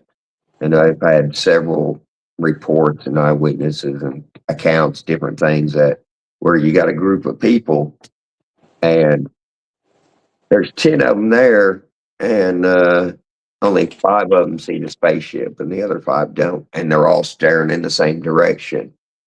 Supposedly Lemurians on that, well, they only allow certain people to see them. So, and you got that. Can I tell you something? Okay, so I was given a remote viewing target by Tyler from the Journey to Truth podcast, and this is a long time ago. He gave me one of those blind coordinate remote viewing targets, and it turned out to be something based off. It was actually under Mount Shasta, and it was based off the testimony of retired Lieutenant Colonel Billy Fay Woodard, I think it was his name. And he was a man who claimed he always wore this like metal, like crown on his head with like a crystal in the middle. And he claimed that he was actually Lemurian, or he had that descent. And he was the liaison in the military between the Lemurians in that mountain and the U.S. military. Oh, wow. And my data matched up exactly to his testimony, okay, for that target. So we deducted, is that the word? That I believe that his testimony is true. And that man actually ended up disappearing, and people think that he's gone to live underground with the Lemurians now. So, yeah, it's interesting. Yeah, it is. Yeah. I don't know. I'd like to. I mean, it's fun to think about all the things that are going on underground, and maybe that's where the Bigfoots are living. So where do you think Bigfoots live, Matt? Are they underground? Are they interdimensional? What? It depends. Everybody wants to throw the Bigfoot under one umbrella, but I think they're different entities. You've got, like the skunk ape type. I think it's a flesh and blood animal. I believe that there's, the different type that with the alien, I believe that, they're with the alien race. Look in Fayette County, Pennsylvania, I think it was 1976. They had 276 sightings in that one county, Bigfoot and UFO activity together.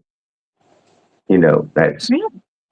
so, but I believe they're all different entities that you've got, like some that are good, like the Native Americans called, the Washers of the Woods. A lot of them were good, but I believe I believe it's different just because people see it, and if it's got hair and it's bipedal, then of course they're going to call it a Bigfoot. But I believe they're different species, totally different beings. So I think people just throw them all under the same umbrella, and then they want to argue which one is, no, Bigfoot does this, no, Bigfoot does that. But I think they're two totally different species. Mm-hmm. Oh yeah, I do too. I don't know. I love going to the source, the people who go do the most boots on the ground field research.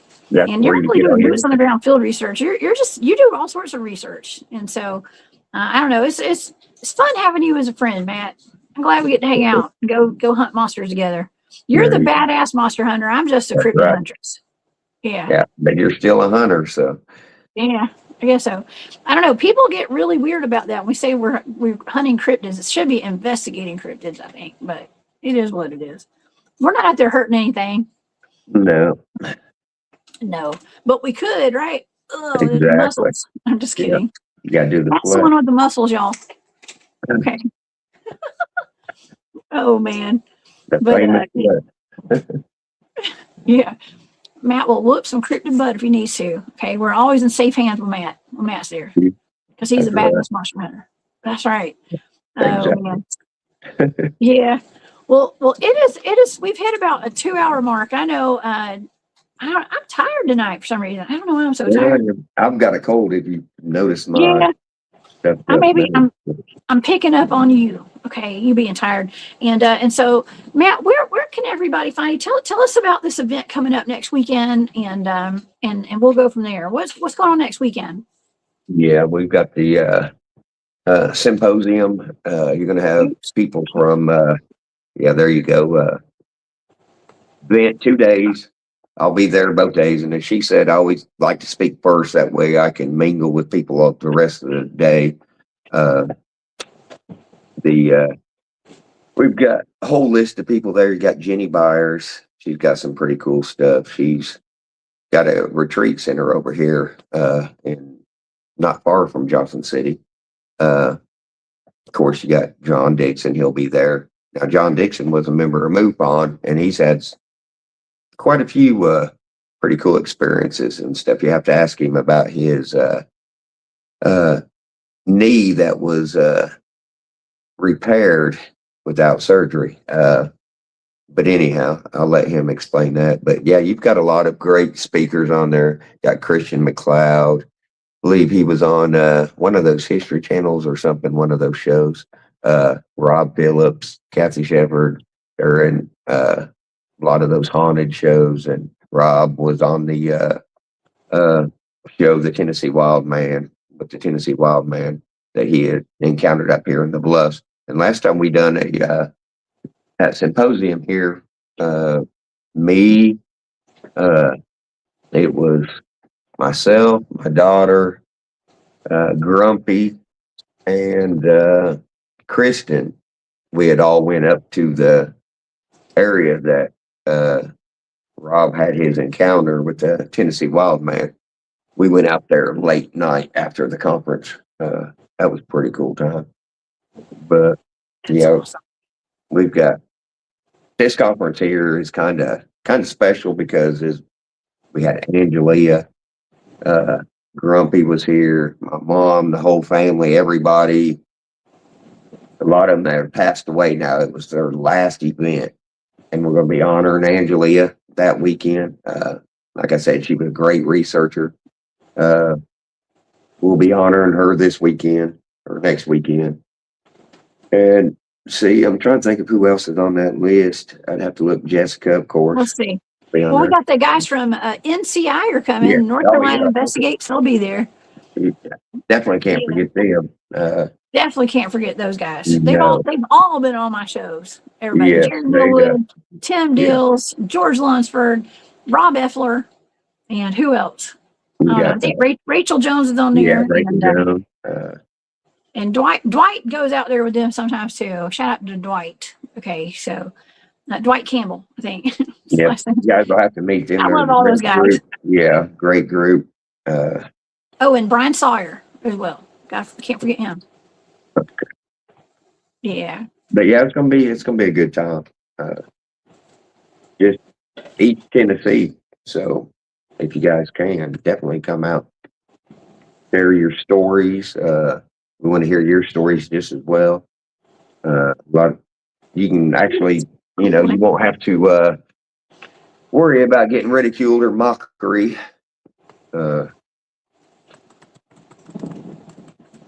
We always have a blast. I don't know. Me and you might be mocking each other. I don't know out there. I'm just kidding. Yeah. Y'all hear Right, us cutting up. Don't worry. We won't make fun of y'all, but me and him will be making fun of each other. Yep, Okay. exactly. So it's all good. Oh man. If you guys want to go over and see Matthew's YouTube channel too, you got a YouTube channel under Matthew Delph, right, Matt? Yeah.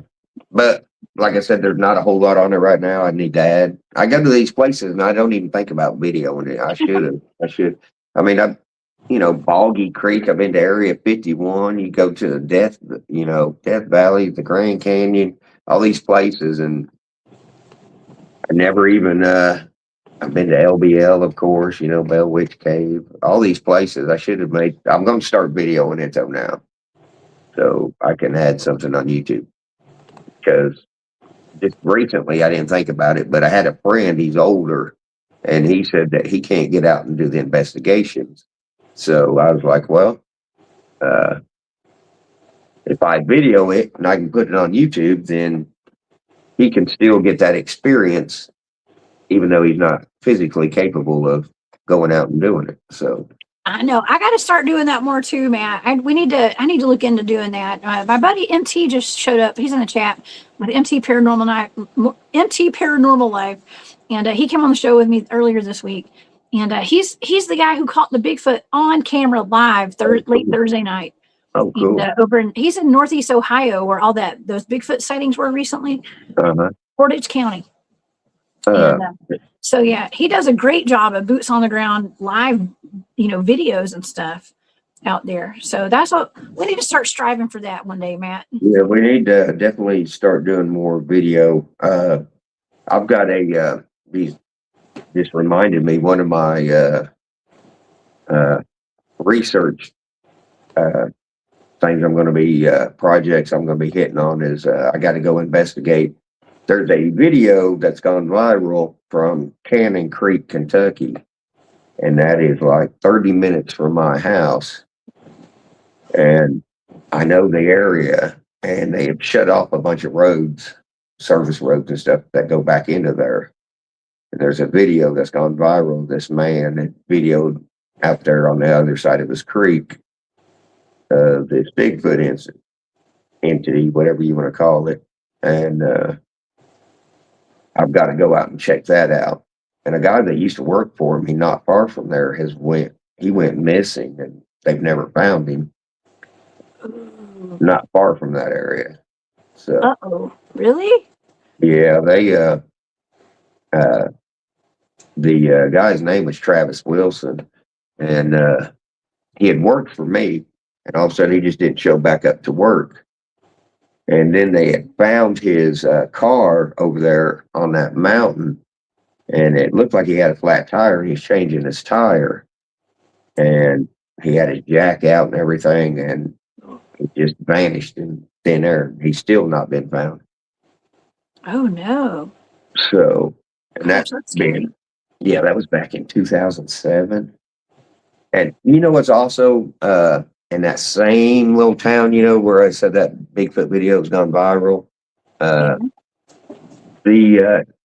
whole Rick Dyer yes stuff. Bigfoot. Yeah, the Bigfoot hoax is a dead Bigfoot hoax. Yeah, the body in the freezer and stuff.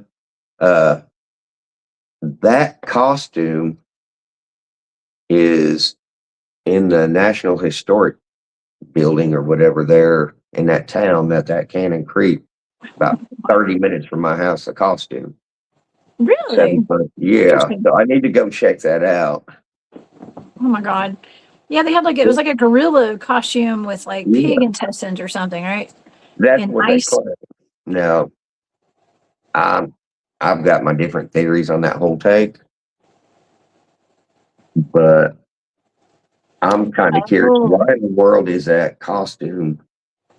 And it's a 7'7" or something like that costume, gorilla costume. I don't know who in the world made that, but it's actually in Middlesboro, Kentucky, in their whatever that building is, the National Historic Society or whatever that they've got. So I'm gonna go check it out. I don't Yeah, know that was a big deal. Yeah, why is it there in a town of Middlesboro, Kentucky? I mean, this town is small. Actual city, Middlesboro, is inside of a crater. It's built inside of a crater. Really? I did not know that. Yep. You know, I mean, I don't know if you and I had this conversation before, but I mean, some people speculated, and I don't know the validity of this, but some people have speculated that maybe he did have a real Bigfoot, a dead Bigfoot, and then somebody came and swapped it out. Yeah. With something that was very fake and to make him look crazy. Now So there's that. This is my whole theory on it. Now, supposedly that Tom Biscardi or whatever, did he buy it or something, right? Or something, and it was like $50,000. Mm-hmm. Now, if you do fraud for $50,000, aren't you going to get some jail time, you would think? Probably. Yeah. Rick Dyer didn't Probably. he didn't get no Oh, jail he didn't? time. No. They didn't get no jail time. Unless you're a snitch. I'm just kidding. Well, that's true. I mean, that's true. Saying. And then all of a sudden, he's made these claims that they came in, took his computer, took anything that he had that was evidence, and told everybody to tell everybody. I mean, this dude was going on national TV. I mean, think about this. Dude's going on national TV telling everybody he has a Bigfoot, right? This huge press conference. And then all of a sudden, no, you don't. It's a hoax.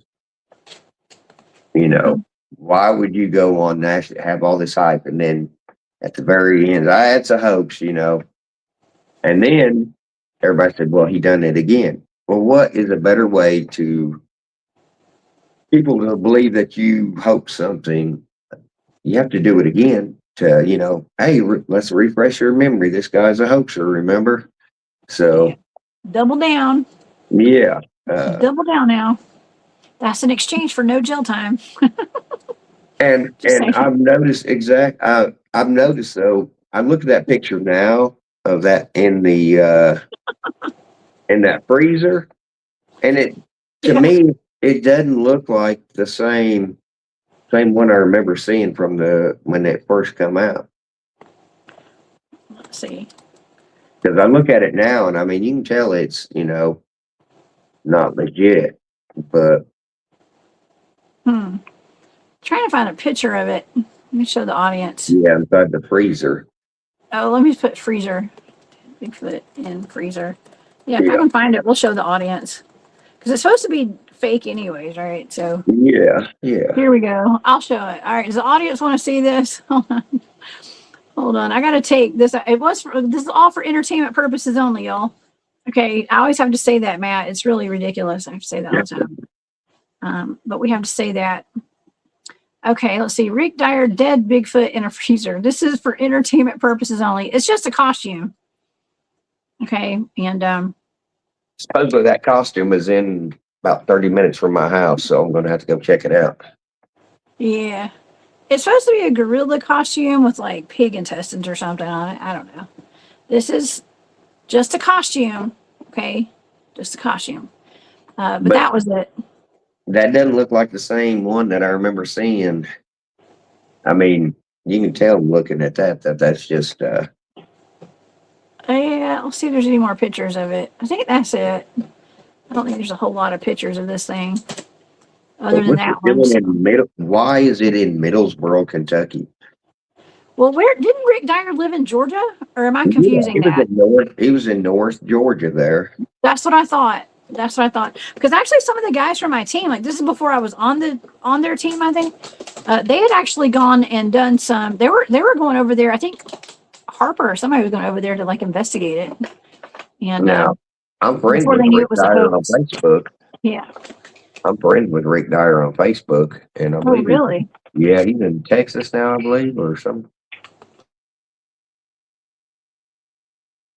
I'd like to get him, sit down and have a nice chat with him and get some of that truth serum, the alcohol, and you sit down there behind the scenes and have a nice little talk. Oh my God, we know the truth serum. Get a little bit of that white lightning out there up in the North Georgia mountains, right, Matt? Exactly. You both Yeah. there's only two people that you can guarantee you're going to tell you the truth. It's going to be a drunk person and little kids. So Oh my God. if Little either one of kids them and say you're drunks. ugly, then you know you're ugly. So Right. Exactly. Oh my God. Hillary wants to know, is that the same costume they unveiled at that CNN press conference? I don't know. I didn't see.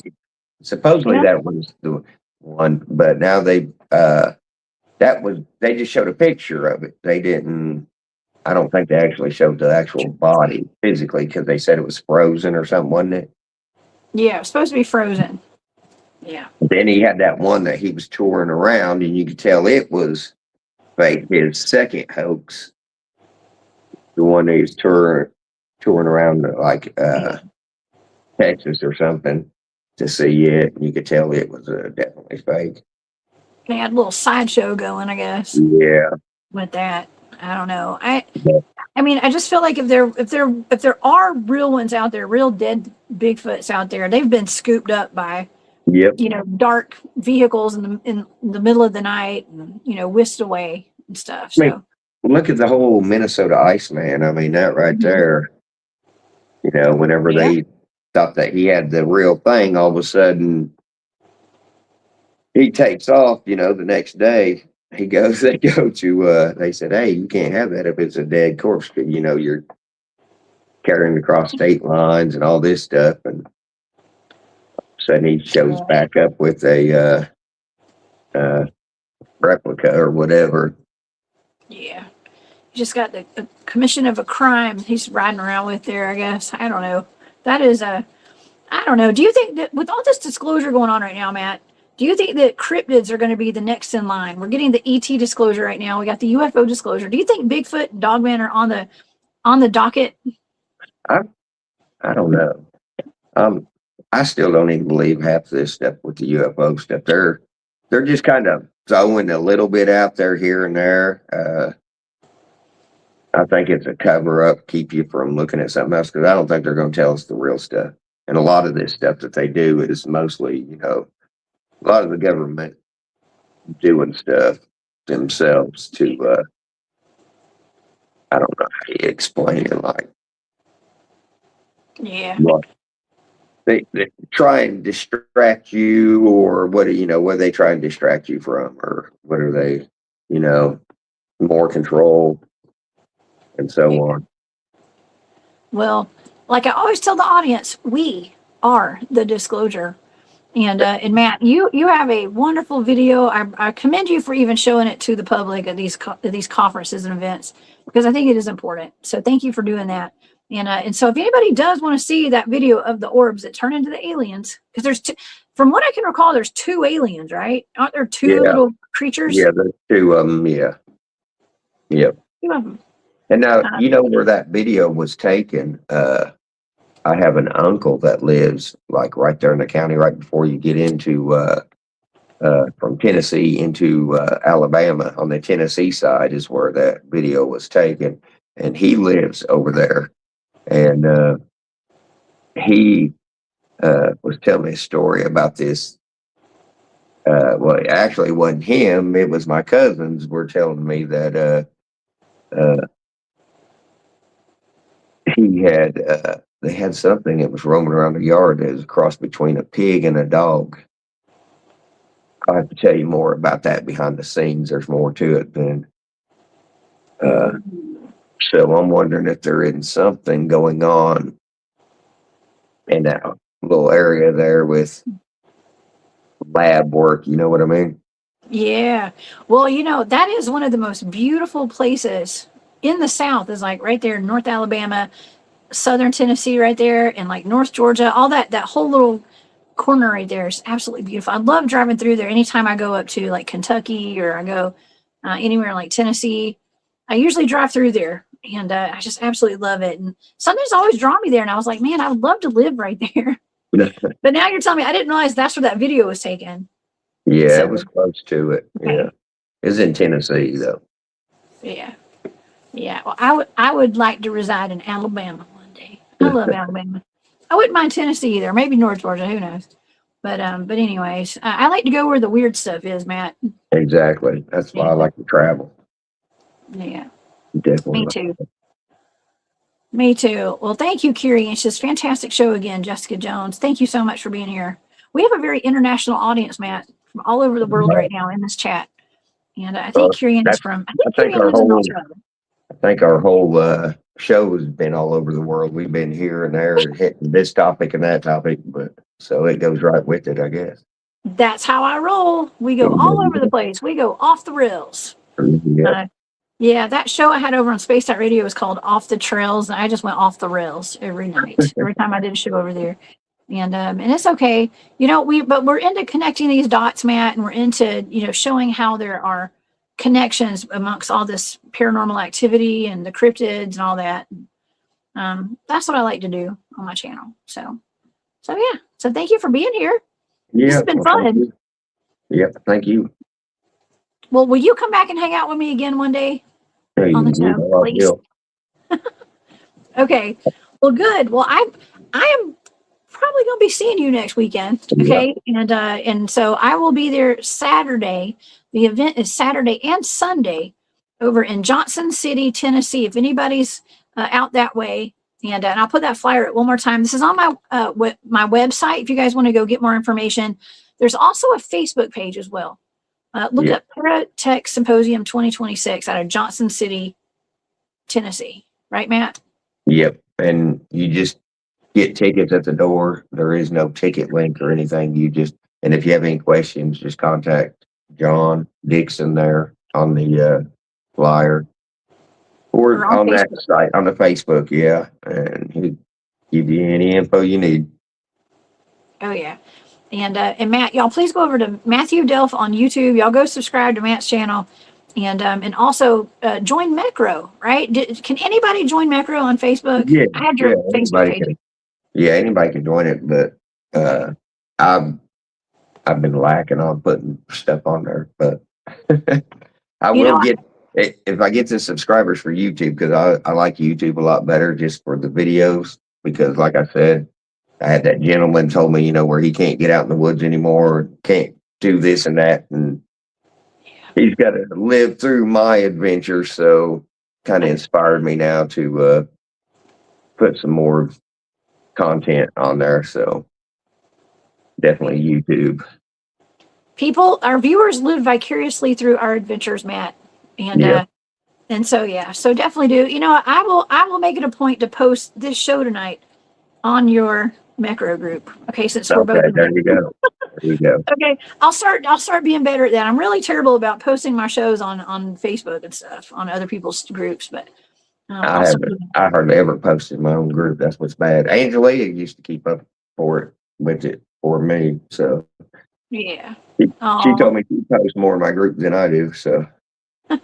But, oh my gosh. Well, I think, is there going to be there's a tribute to Angelia next weekend. I think I saw Dale post something about that. Yeah. So that'll be wonderful and much deserving of a great researcher and a good friend to you. And I wish I could have met her. I don't think I ever got to meet her. Oh yeah. You would have loved her. I would have. I know Grumpy loved her. So, and I missed him too. I know. Okay.